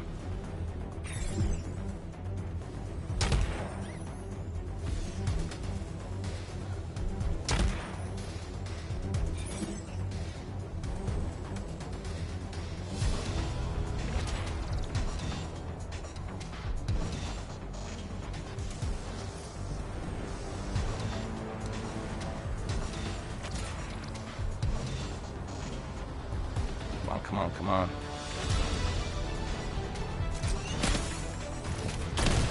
Alright, we gotta alternate hands to pull off the combo.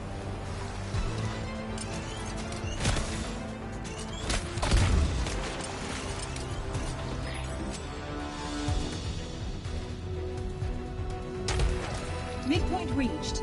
Keep going.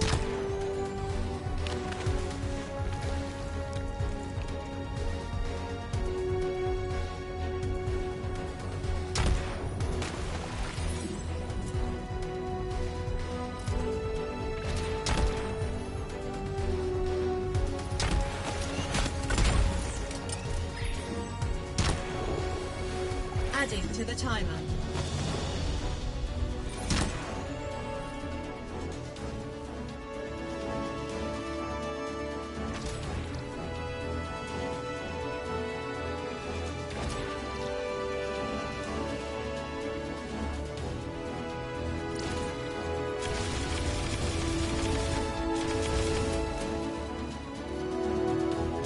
Time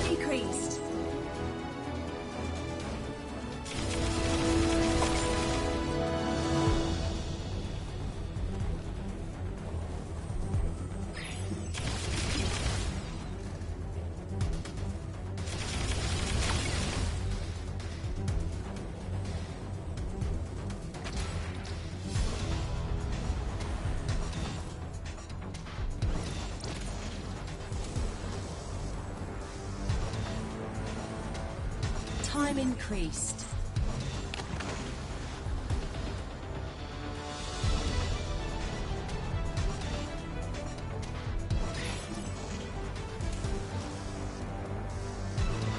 I think I played it on a PC. It was pretty good, actually. The kayak Adding game. to the timer.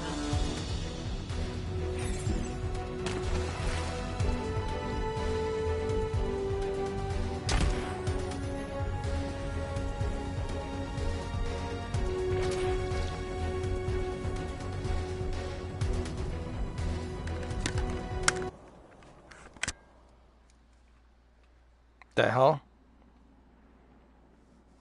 Hold on.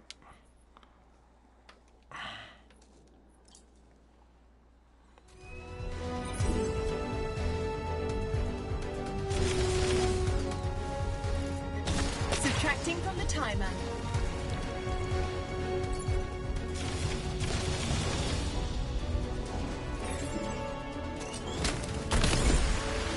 Quite close, sir. I believe you can succeed in running the course in under 1 minute. Hell no. Hell no. No. I should save some of this firepower for our mystery friend. Very well. I doubt it. I doubt it. I don't think Microsoft's gonna do anything, man. Steve Jobs was right about Microsoft. This is just a fact. Microsoft, it's a company that's always behind. Always it's behind the curve. Falling behind the curve. It's never ahead of the curve. That's Steve Jobs was right, man. Watch that interview between him, like a debate between him and Bill Gates, even though they were like best of friends. There was an interview a long time ago when this is like 2004 or something like that, 2004, maybe 2005. There was an interview between him and Bill Gates. There was, a moderator, two moderators, a man and a woman, and Steve Jobs just flat out told him the truth. And they like each other. They're like they were best of friends, you know. And he told him flat out. I said the reason you never created a iPhone, is because you always want to play it safe. You're never willing to take any risks. You can be successful at anything if you're not willing to take a risk. Comfort zone, it's never going to help you guys. And it's true. That's what he says. You have to get out of your comfort zone. You have to, if you want to make some eggs, you got to break some, you want to make an omelet, you got to break some eggs, basically. And that's why Microsoft will never advance. That's why Microsoft will never create VR. Look at Microsoft. What are they good at? They're only good at Windows. And even Windows is not that good. I don't know what they're good at, to be honest with you. I don't really know what Microsoft is good at right now. They're maybe good at, I don't know, Windows. That's it. Operating system, DOS, that's how they started, you know. Operating system, that's it, Windows. But even their Windows is not that great. I don't know what they're good for. I'm being honest. I really don't know what Microsoft is good for. Not to mention the fact they laid out 10,000 people.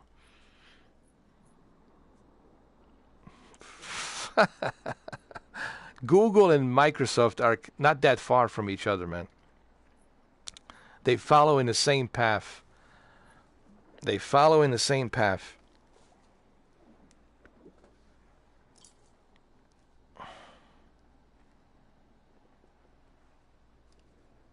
And it's kind of sad because I like competition. I don't like monopoly. I'm not a fan of monopoly. I don't like the monopolies. And Welcome back, boss. Thanks, pal. Friday, what you working on over there? I've put together an early warning system to track our friend from the jet. Have a look when you can. Hey, Cameron, I found your room. Superior. Cameron, I find your hidden room. This is your room, bro. Look at all these gold trophies you collected from Elden Ring and Valhalla. I found your lounge area. It's right here, Cameron. Look at all the gold trophies.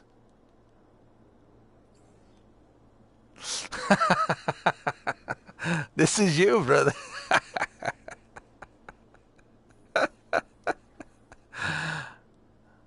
Now, they're going to need a bigger space. For Cameron, you know, when you look at Ghost of Tsushima, Days Gone, Valhalla, Elden Ring, God of War, Ragnarok, they'll need much bigger space than this. This is nothing. This is not even covering it.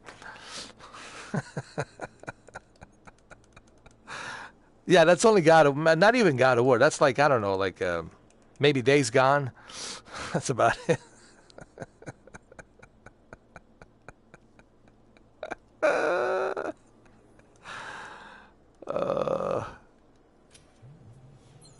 Hey, A 4K boss, mansion. I got Yeah, the we should dock have on the that, right man. Here, where you can select which armor to equip and configure, your primary or your backup.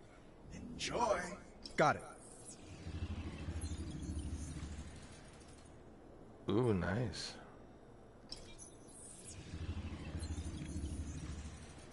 Can I change the ooh, thruster?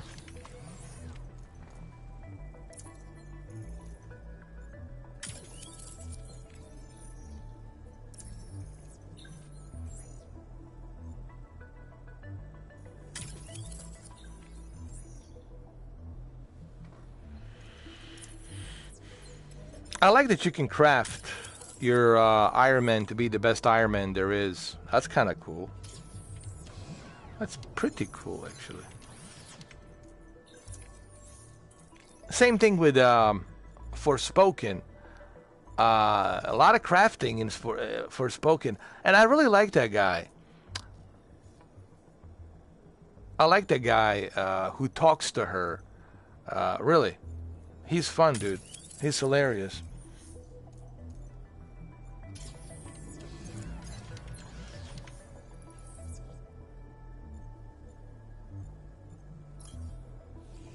Cuff. Yeah, cuff.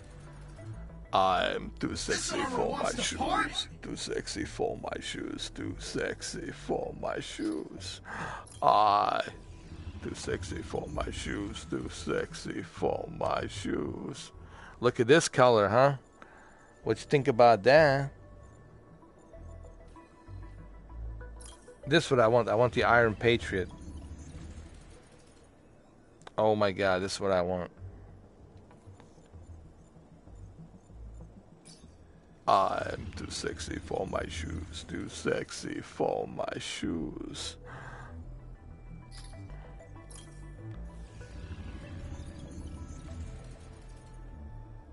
Expect to get a lot of envious looks in this one, boss.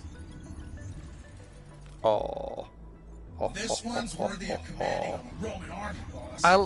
That's so fucking hilarious, dude. Oh, this is it. I like this. Gold and red.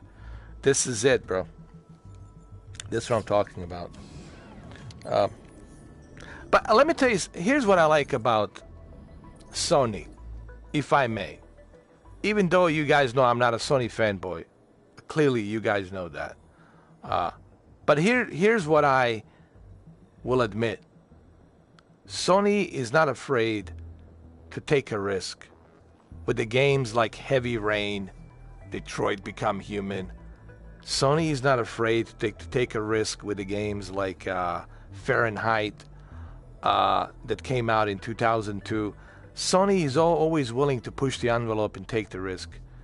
While Xbox doesn't want to take any risks. And you would think that the Microsoft would learn from Sony, right? Learn from your enemies or learn from your competitors, right? Learn from your biggest competitor, which is Sony. Learn from them. You think they would maybe do that and learn from them. They didn't learn anything. Zero. It's almost like they want to fail. Like today I'm reading all this news about my Xbox, and my God, like, how is it even possible that the company like Microsoft and Xbox can be so incompetent? Since 2017, Phil Spencer's been promising a first-party games, and those first-party games never came to fruition.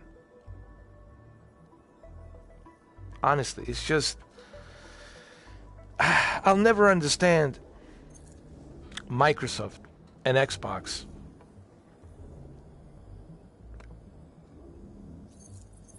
I think Sega should come back. I think Dreamcast 2 should come back. I think now that the Xbox pretty much is out of the picture, because they're not doing anything really. They're not even trying. I think Dreamcast should jump in. I think Sega could be a problem for Sony. I think Dreamcast comes out with the entire library of all these exclusives that they have, these exclusive characters, Virtual Fighter and this and that, you know. I think Dreamcast 2 could be a big problem for Sony. And I'm being honest about it. Even Sony knows that. The stuff that they would create, stuff they would innovate. Especially imagine Dreamcast VR. Sega should jump in right now. If I was Sega, I would jump in right now, dude. I would take on Sony right on. I love competition. I don't like monopoly. See, right now, Sony has monopoly. Right now, Sony doesn't even have to try hard. That's why they're not even trying hard for PlayStation VR 2. Because they don't have to. They don't have to. This is something else that I forgot to mention. Sony doesn't have to try hard. Sony doesn't even care if PlayStation VR 2 is successful or not successful. Because the money they made so far with all of these games and PS4 and PS5, they're set for life, dude. They're stuck, and they're investors. They're set for life. Sony, it's set for life. And there's no competition. Microsoft is not a competition to them. Nintendo is not a competition for them. So who is a competitor? Nobody. They're like the Amazon. And they have the monopoly. So right now they don't have to even try hard because there's no competition. If there was competition, right? If there was competition like Dreamcast or Sega, that would be a problem for them. Because remember, Sega is in Japan, and Sega has a long history of pretty good, strong games that they created in the past. And believe me, Sony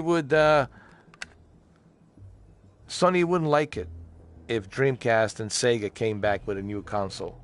They would have to worry about it. But it would be good for us, because that would create competition.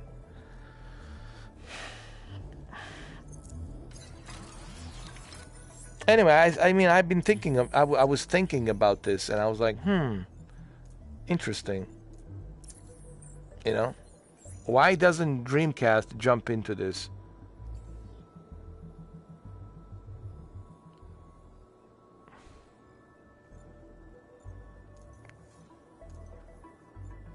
You know, and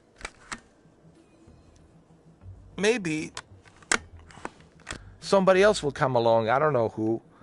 I don't know if Sega's going to do it or if somebody else is going to do it.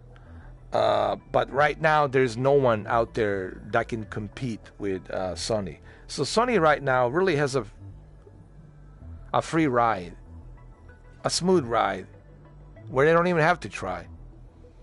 That's also not good. For one reason. When you have monopoly, you don't have to try hard. You don't have to pump out so many first-party units. First-party games. You don't have to do that because there's no competition. And see, that's the thing that people don't talk about is monopoly. Monopoly is not good, and it's definitely not good for competition. So I would love to see Sega come back. You know, I don't know, man. Starfield. I'll be honest with you. I saw some footage of Starfield, and it looks like No Man's Sky. Honestly, it looks like a No Man's Sky, and No Man's Sky to me is like mediocre at best. To me, No Man's Sky is boring. Go over here, harvest that, harvest this, grow that. I was like, I don't have time for that shit. You know, just like same thing with that Hideo Kojima game, Death Stranding. Go deliver this, go deliver that. You know, I know there's people who like those types of games, but I don't know, man. I don't know. I just don't. I'm not feeling it with a Starfield. I need more evidence. I need more proof. I need to give me the demo, damn it. All right, Bethesda, give me a demo. Give us a demo. Here we go again. All right, you want to convince? Do you want to convince us why we should be excited about Starfield? Give us a non-spoiler demo. You know, like Forspoken did. Give us a demo. Let us try it. That's the best way to convince somebody to get excited. Same thing happened with Callisto Protocol. There was no demo. And I got so super excited about Callisto Protocol. Oh, gee whiz. Better than anything out there. Better than Pyramids, you know. I was such a big fanboy of Callisto Protocol. And then, you know, I got slapped in the face, and after that I had to go through recovery mode, because I couldn't believe it. I was like, Jesus Christ. So, give us a demo. If the company doesn't give you a demo, then they're hiding something. Say what you want about Forspoken. They gave us a demo. Way ahead of time. It was a month ahead of time. In December. And the game was released in January 24th, 2023. They released the demo in December. So they gave us plenty of time to try it out and then decide if this is something you want to pre-order or buy. Give people a demo. We used to do this. Remember back in the 90s, early 2000, there was a demo. You would buy a magazine, official Xbox magazine or PlayStation magazine or Nintendo magazine, and there would be a demo. I don't know about Nintendo. There was cartridges, so there was no demo for that, but there was a demo for PlayStation magazine. I played Zone of the Enders and Metal Gear Solid 2. Sons of Liberty. Metal Gear, Sons of Liberty. Guns of the Patriots. My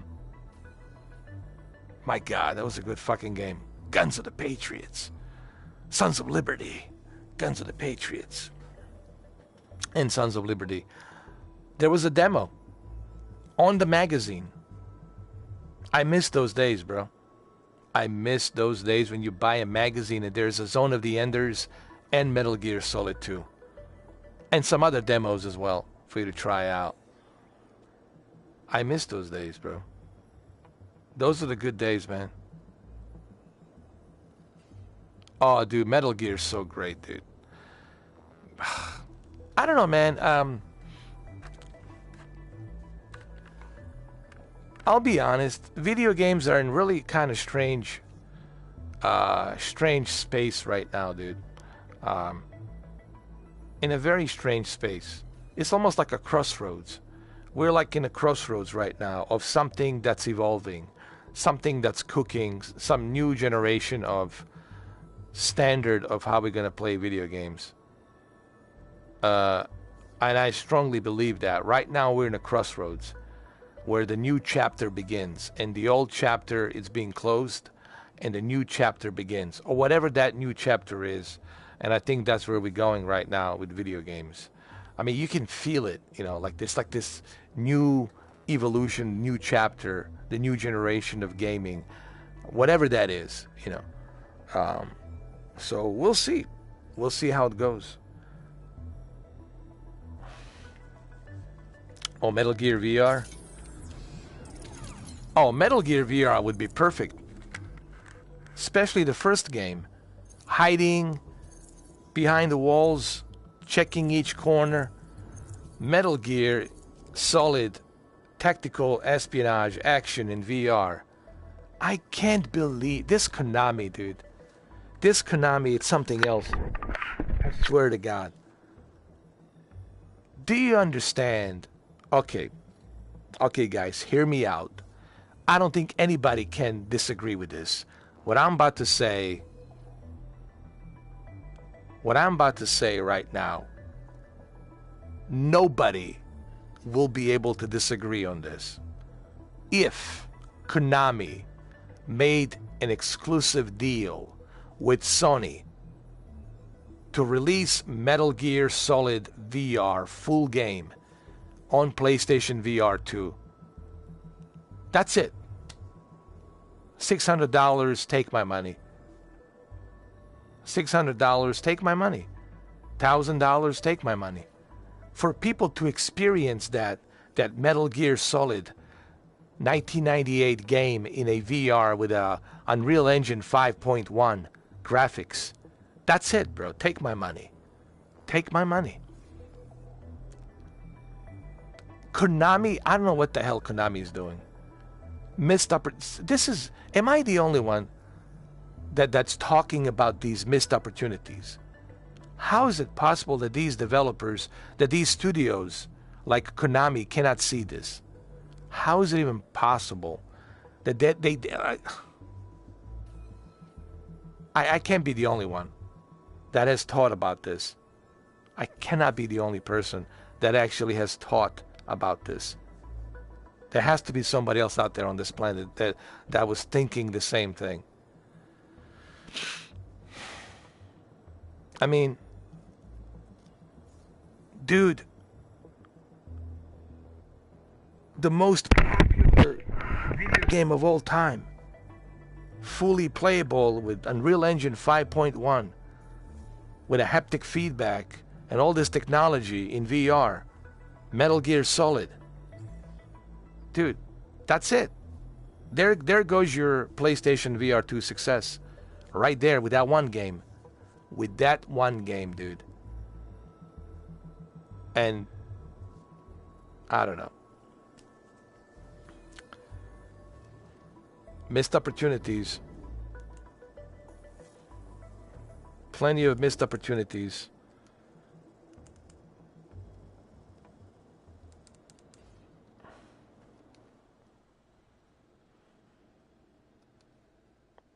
The hell is this?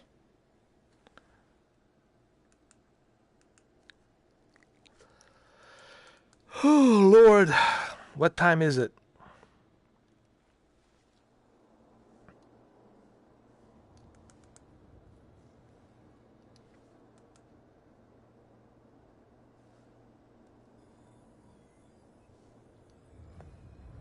$11:14.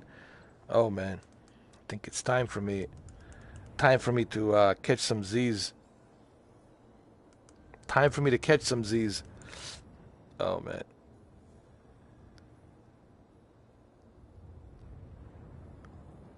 I do remember Nintendo,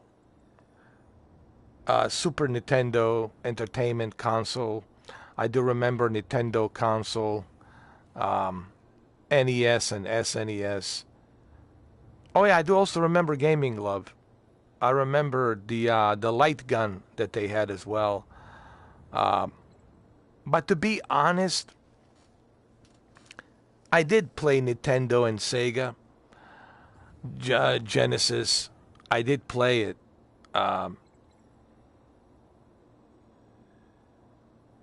In the 80s. And I do remember that glove. I do remember that. And those hideous big giant VR attempt, headsets. that failed. That never worked, man. It was too hideous and too big. But I do remember that glove.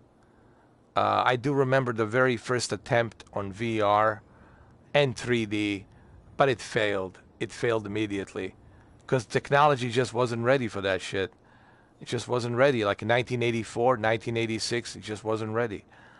But I do remember, besides Nintendo and Sega Genesis, I do remember spending quite a lot of time playing Commodore 64.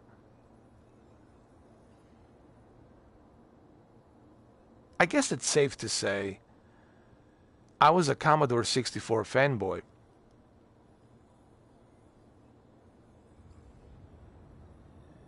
I guess it's safe to say I was a Commodore 64 fanboy to a certain degree.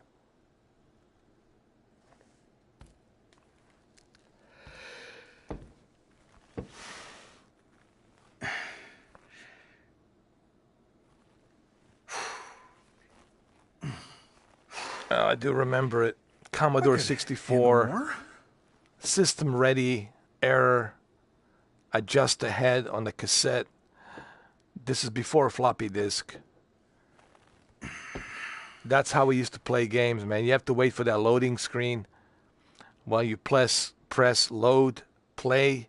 Then you have to adjust the head on the cassette player. It was all on a cassette back in the days. Until it was cassette for the Commodore, and then they had floppy disk after that came in, and cartridges for the consoles. But it was a cassette. I was using a cassette. Cassette really wasn't feasible. Floppy disk on the Amiga 500 was like breath of fresh air, dude. And then they also had an external floppy disk for Commodore 64. It was 128, what was it, 128 kilobytes? Not 64 kilobytes, it was 128 kilobytes or whatever. I go as far, and let me tell you how far I go. I'll tell you how far I go. I go as far as Spectrum Sinclair ZX. And you guys know how far I'm going right now. I go as far as Spectrum ZX Sinclair. That's how far back I go.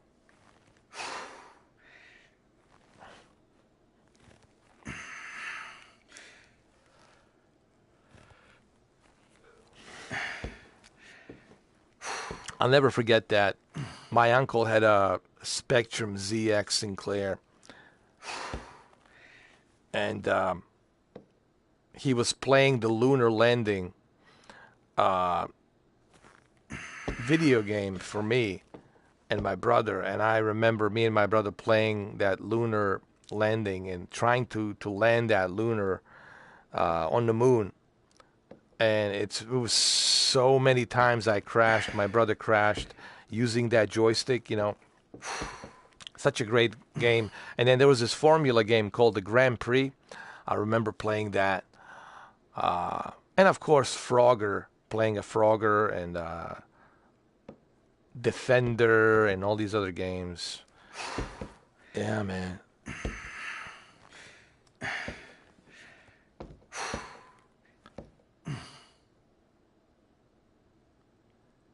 Jose, that's already available.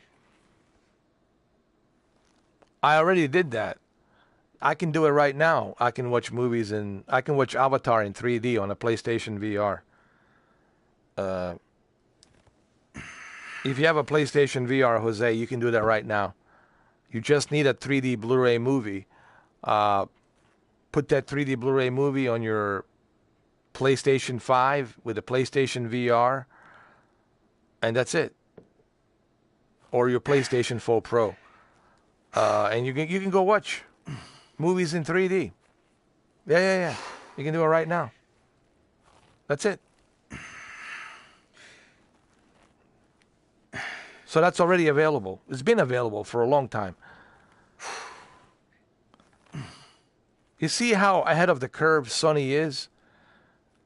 How quickly they dominated? Ahead of the curve, everything. They even did a 3D gaming, dude. Xbox never did. Okay. Jesus Christ. 3D gaming. I have a 3D monitor. Sony 3D monitor. I still have it with the active shutter 3D glasses. Yeah. 3D. Gran Turismo 5. I have it in 3D. Yeah. SOCOM Navy SEALs. I have it in 3D. That MotorStorm game, I have it in 3D. What else? I have in 3D. I got a bunch of 3D games for PlayStation 3. Uncharted in 3D. Uncharted 3, I'm sorry. Uncharted 3, I have it in 3D. Killzone in 3D. I think it was Killzone 3 in 3D. So Sony, you see, Sony, it's always ahead of the curve. PlayStation Portable, 3D, virtual reality. What has Xbox done? Kinect? That's it? That's all you've got? It's Kinect?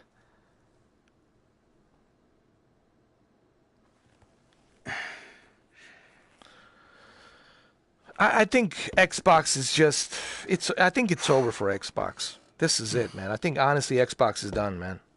There's nothing, it's just, it's going to be some whatever mediocre service. There's nothing out there for the Xbox, man. If Xbox really want to compete, they're going to have to get serious. Honestly, that's the bottom line for the Xbox right now. If they truly want to play with the big boys, they're going to have to really man up and to get serious. They're going to have to start really innovative. They're going to have to start innovating. And maybe Phil Spencer should step down. Maybe Phil Spencer should retire and step down. Honestly, maybe he needs to step down. Maybe Phil Spencer should step down. Clearly, he hasn't really helped much, did he?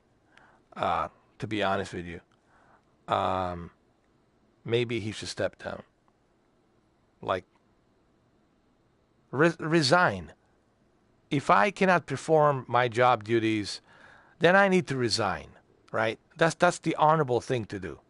If you can't perform your duties no more and you can't do this job, you should just resign. Phil Harrison should have done that a long time ago. So, Sony is the king of the world. Cameron, right now, Sony is the king of the world. There's nobody on the horizon that can touch them. I mean, there's nobody. Really. No one can touch Sony right now.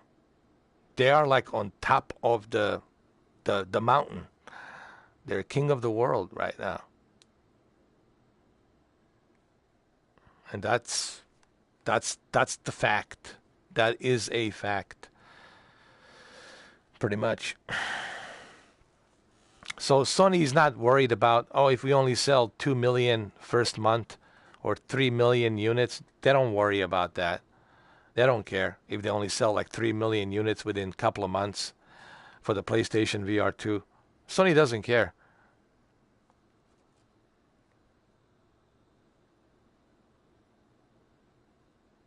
Nintendo Switch Pro.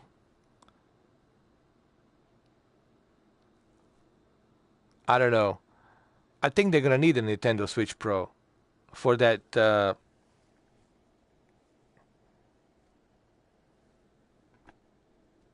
video game, Legend of Zelda. That sequel, Legend of Zelda, they're going to need a something powerful to handle that, because this current Nintendo Switch OLED cannot handle it. So they're gonna need a Nintendo Switch Pro, more powerful Nintendo Switch Pro, and I'm pretty sure it's gonna be coming. We might even hear about it this summer. Maybe this summer we'll hear about Nintendo Switch Pro. Keep an eye on it, guys. We might hear more about it this summer. Or maybe this spring. We might hear about it.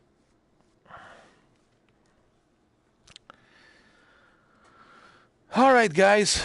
Well, it's 11:30. It's time for me to close the shop. It's 11:30. We had some fun with the Top Gun Maverick. We had some fun with Iron Man over here. I've been showcasing a bunch of VR games for you guys to check and see what PlayStation VR has. And I'm not even scratching the surface of what PlayStation VR 1 has. Honestly, I'm not even scratching the surface. What you're seeing right now, it's not even scratching the surface. Very underrated VR headset. Very underrated. And but in my mind, it's successful. And many others who have it, they believe it's successful. That's why they have a PlayStation VR 2 for that reason, because it was successful. 5 million units, that was pretty successful for a console VR from Sony.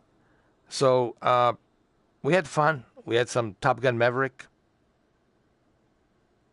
and some Iron Man.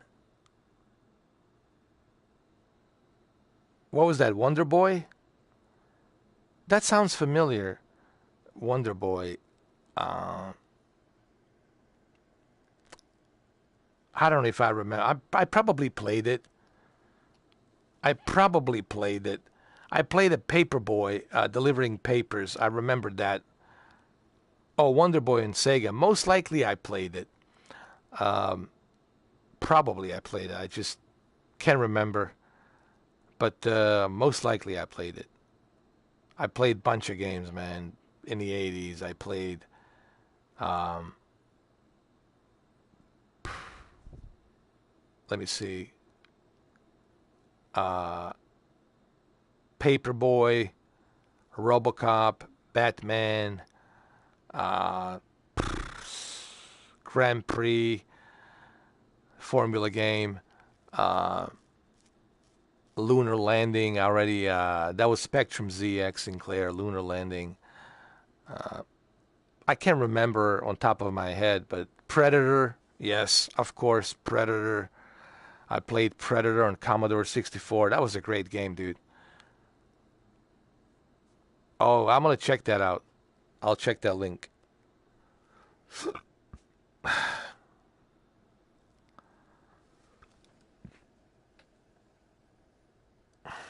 Oh, yeah, Mario. Of course. Don't forget the Game Boy Advance. All those handheld Game Boy Advanced, were so cool, man. Having a Game Boy Advance was so cool, man. Man. And then people say, you're not a gamer. I was like, are you kidding me? Then some people have an audacity to say I'm not a gamer. I was like, come on, man. When I was born, the first thing I saw was a Spectrum ZX Sinclair. Literally, that's the first thing I saw. Was Spectrum ZX Sinclair. Oh, definitely. Listen, I'll have a fun with Predator. If they make a Predator game, I'll do the entire game just in the Arnold's voice.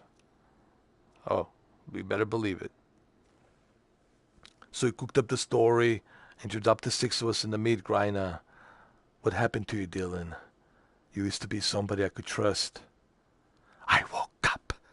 Why don't you? Because my men are not expendables.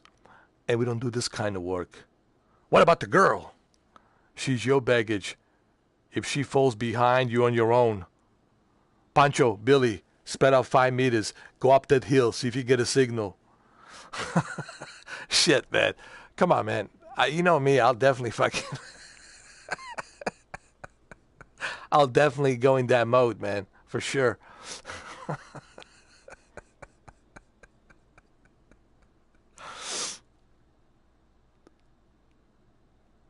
Oh, yeah, definitely. We got to get Mamba in here, man. For sure. as a Joker. Mumber's a pretty good Joker as a Heath Ledger Joker. We get him in here as a Joker.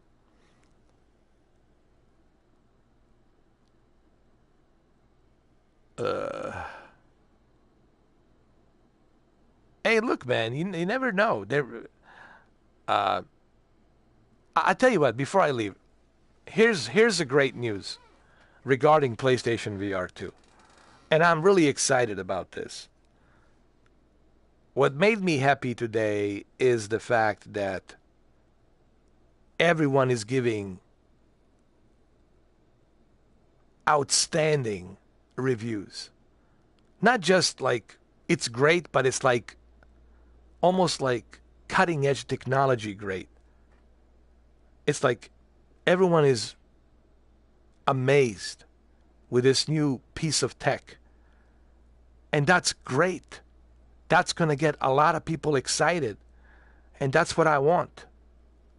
That's going to get a lot of people excited with this new cutting edge technology. And I'm so happy about that, dude. Congratulations, Solo. Yours has shipped. Mine has shipped. Everyone's has shipped. But they might delay mine because of the cheap plastic critique. I think they're going to delay mine a little bit. Oh, that's that guy? Complain about the cheap plastic? Do you know how long it took me to do a tear down on this video? I pity a fool who critiques the plastic of PlayStation VR 2. Delay his package.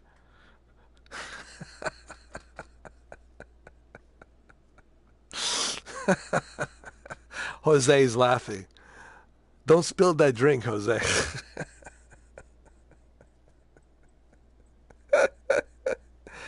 Oh, your friend's becoming a cop. I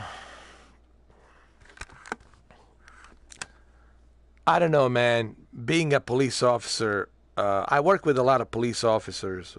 I'm always in touch with police officers and sheriff's departments and law enforcement in general because of my job. But being a police officer right now, it's super dangerous, man. It's super dangerous. It's, I mean, I wish him all the best of luck. I really do. But this is a dangerous time to be a police officer, man. It's very dangerous. A lot of craziness out there, man. It's a different time. We're living in a very different time right now, a very dangerous time, and I mean, congratulations to your friend becoming a police officer. That's a great responsibility to uphold the law and serve the public. Because remember, you're a public servant first, and you have to be by the book. You have to uphold the law. You make one mistake, that's it. You're done. You're fired. So it's a great responsibility to be professional, to be disciplined. Not everyone can do that. Not everyone is made to be a police officer. Believe me, I've seen them come and go, fresh out of the academy, and they come and go, because it takes a lot of discipline, professionalism, and decorum. You have to have that decorum, and you got to be able to handle the pressure, the heat, all of that. And you cannot be acting on your emotions. You cannot use any politics to affect your judgment. You have to be really, you have to be made for that. You have to be like a RoboCop, honestly. I mean, maybe I shouldn't use that as an example, but you have to be like Alex Murphy. You have to be like a RoboCop. You have to be by the book, man. But it's also a very dangerous time now to be a police officer, man. It's a dangerous time to be a police officer. But I wish your friend best of luck, man. I really do. But it's a tough job. It's a very tough job right now, dude. He'll see a lot of things. He's going to see a lot of stuff. Stuff that will give him, sleepless nights. He's going to see a lot of things. So it's a tough gig, man. It's really a tough gig.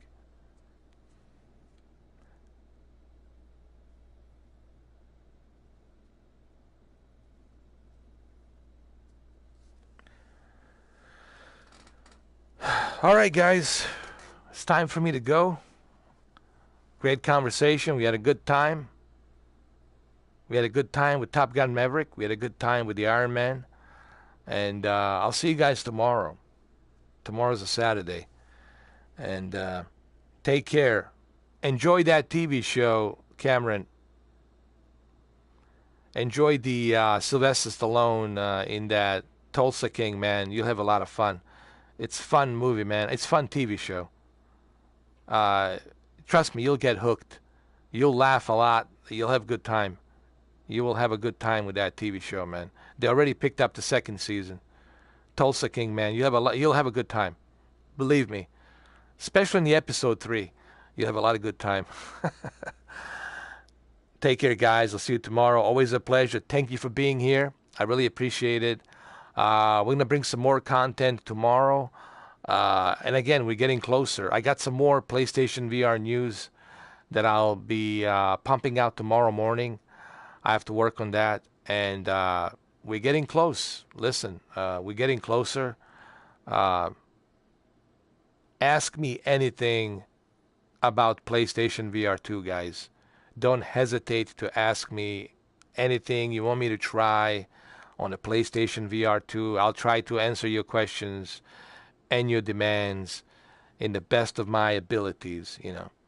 Because I really want you guys to have a PlayStation VR 2 as well. You know what I mean? Yes, it's going to happen on Sunday. Yes, Sunday is going to be the day when I watch after the Last of Us, episode 7. After the Last of Us episode 7, I'm gonna watch Harry Potter movies beginning Sunday, one by one. Sunday, Monday, Tuesday, Wednesday, Thursday, Friday, little by little. Yes, I will. All right, guys. Love you all. Be good. Take care of yourselves. And I'll see you tomorrow. Happy weekend. Cheers.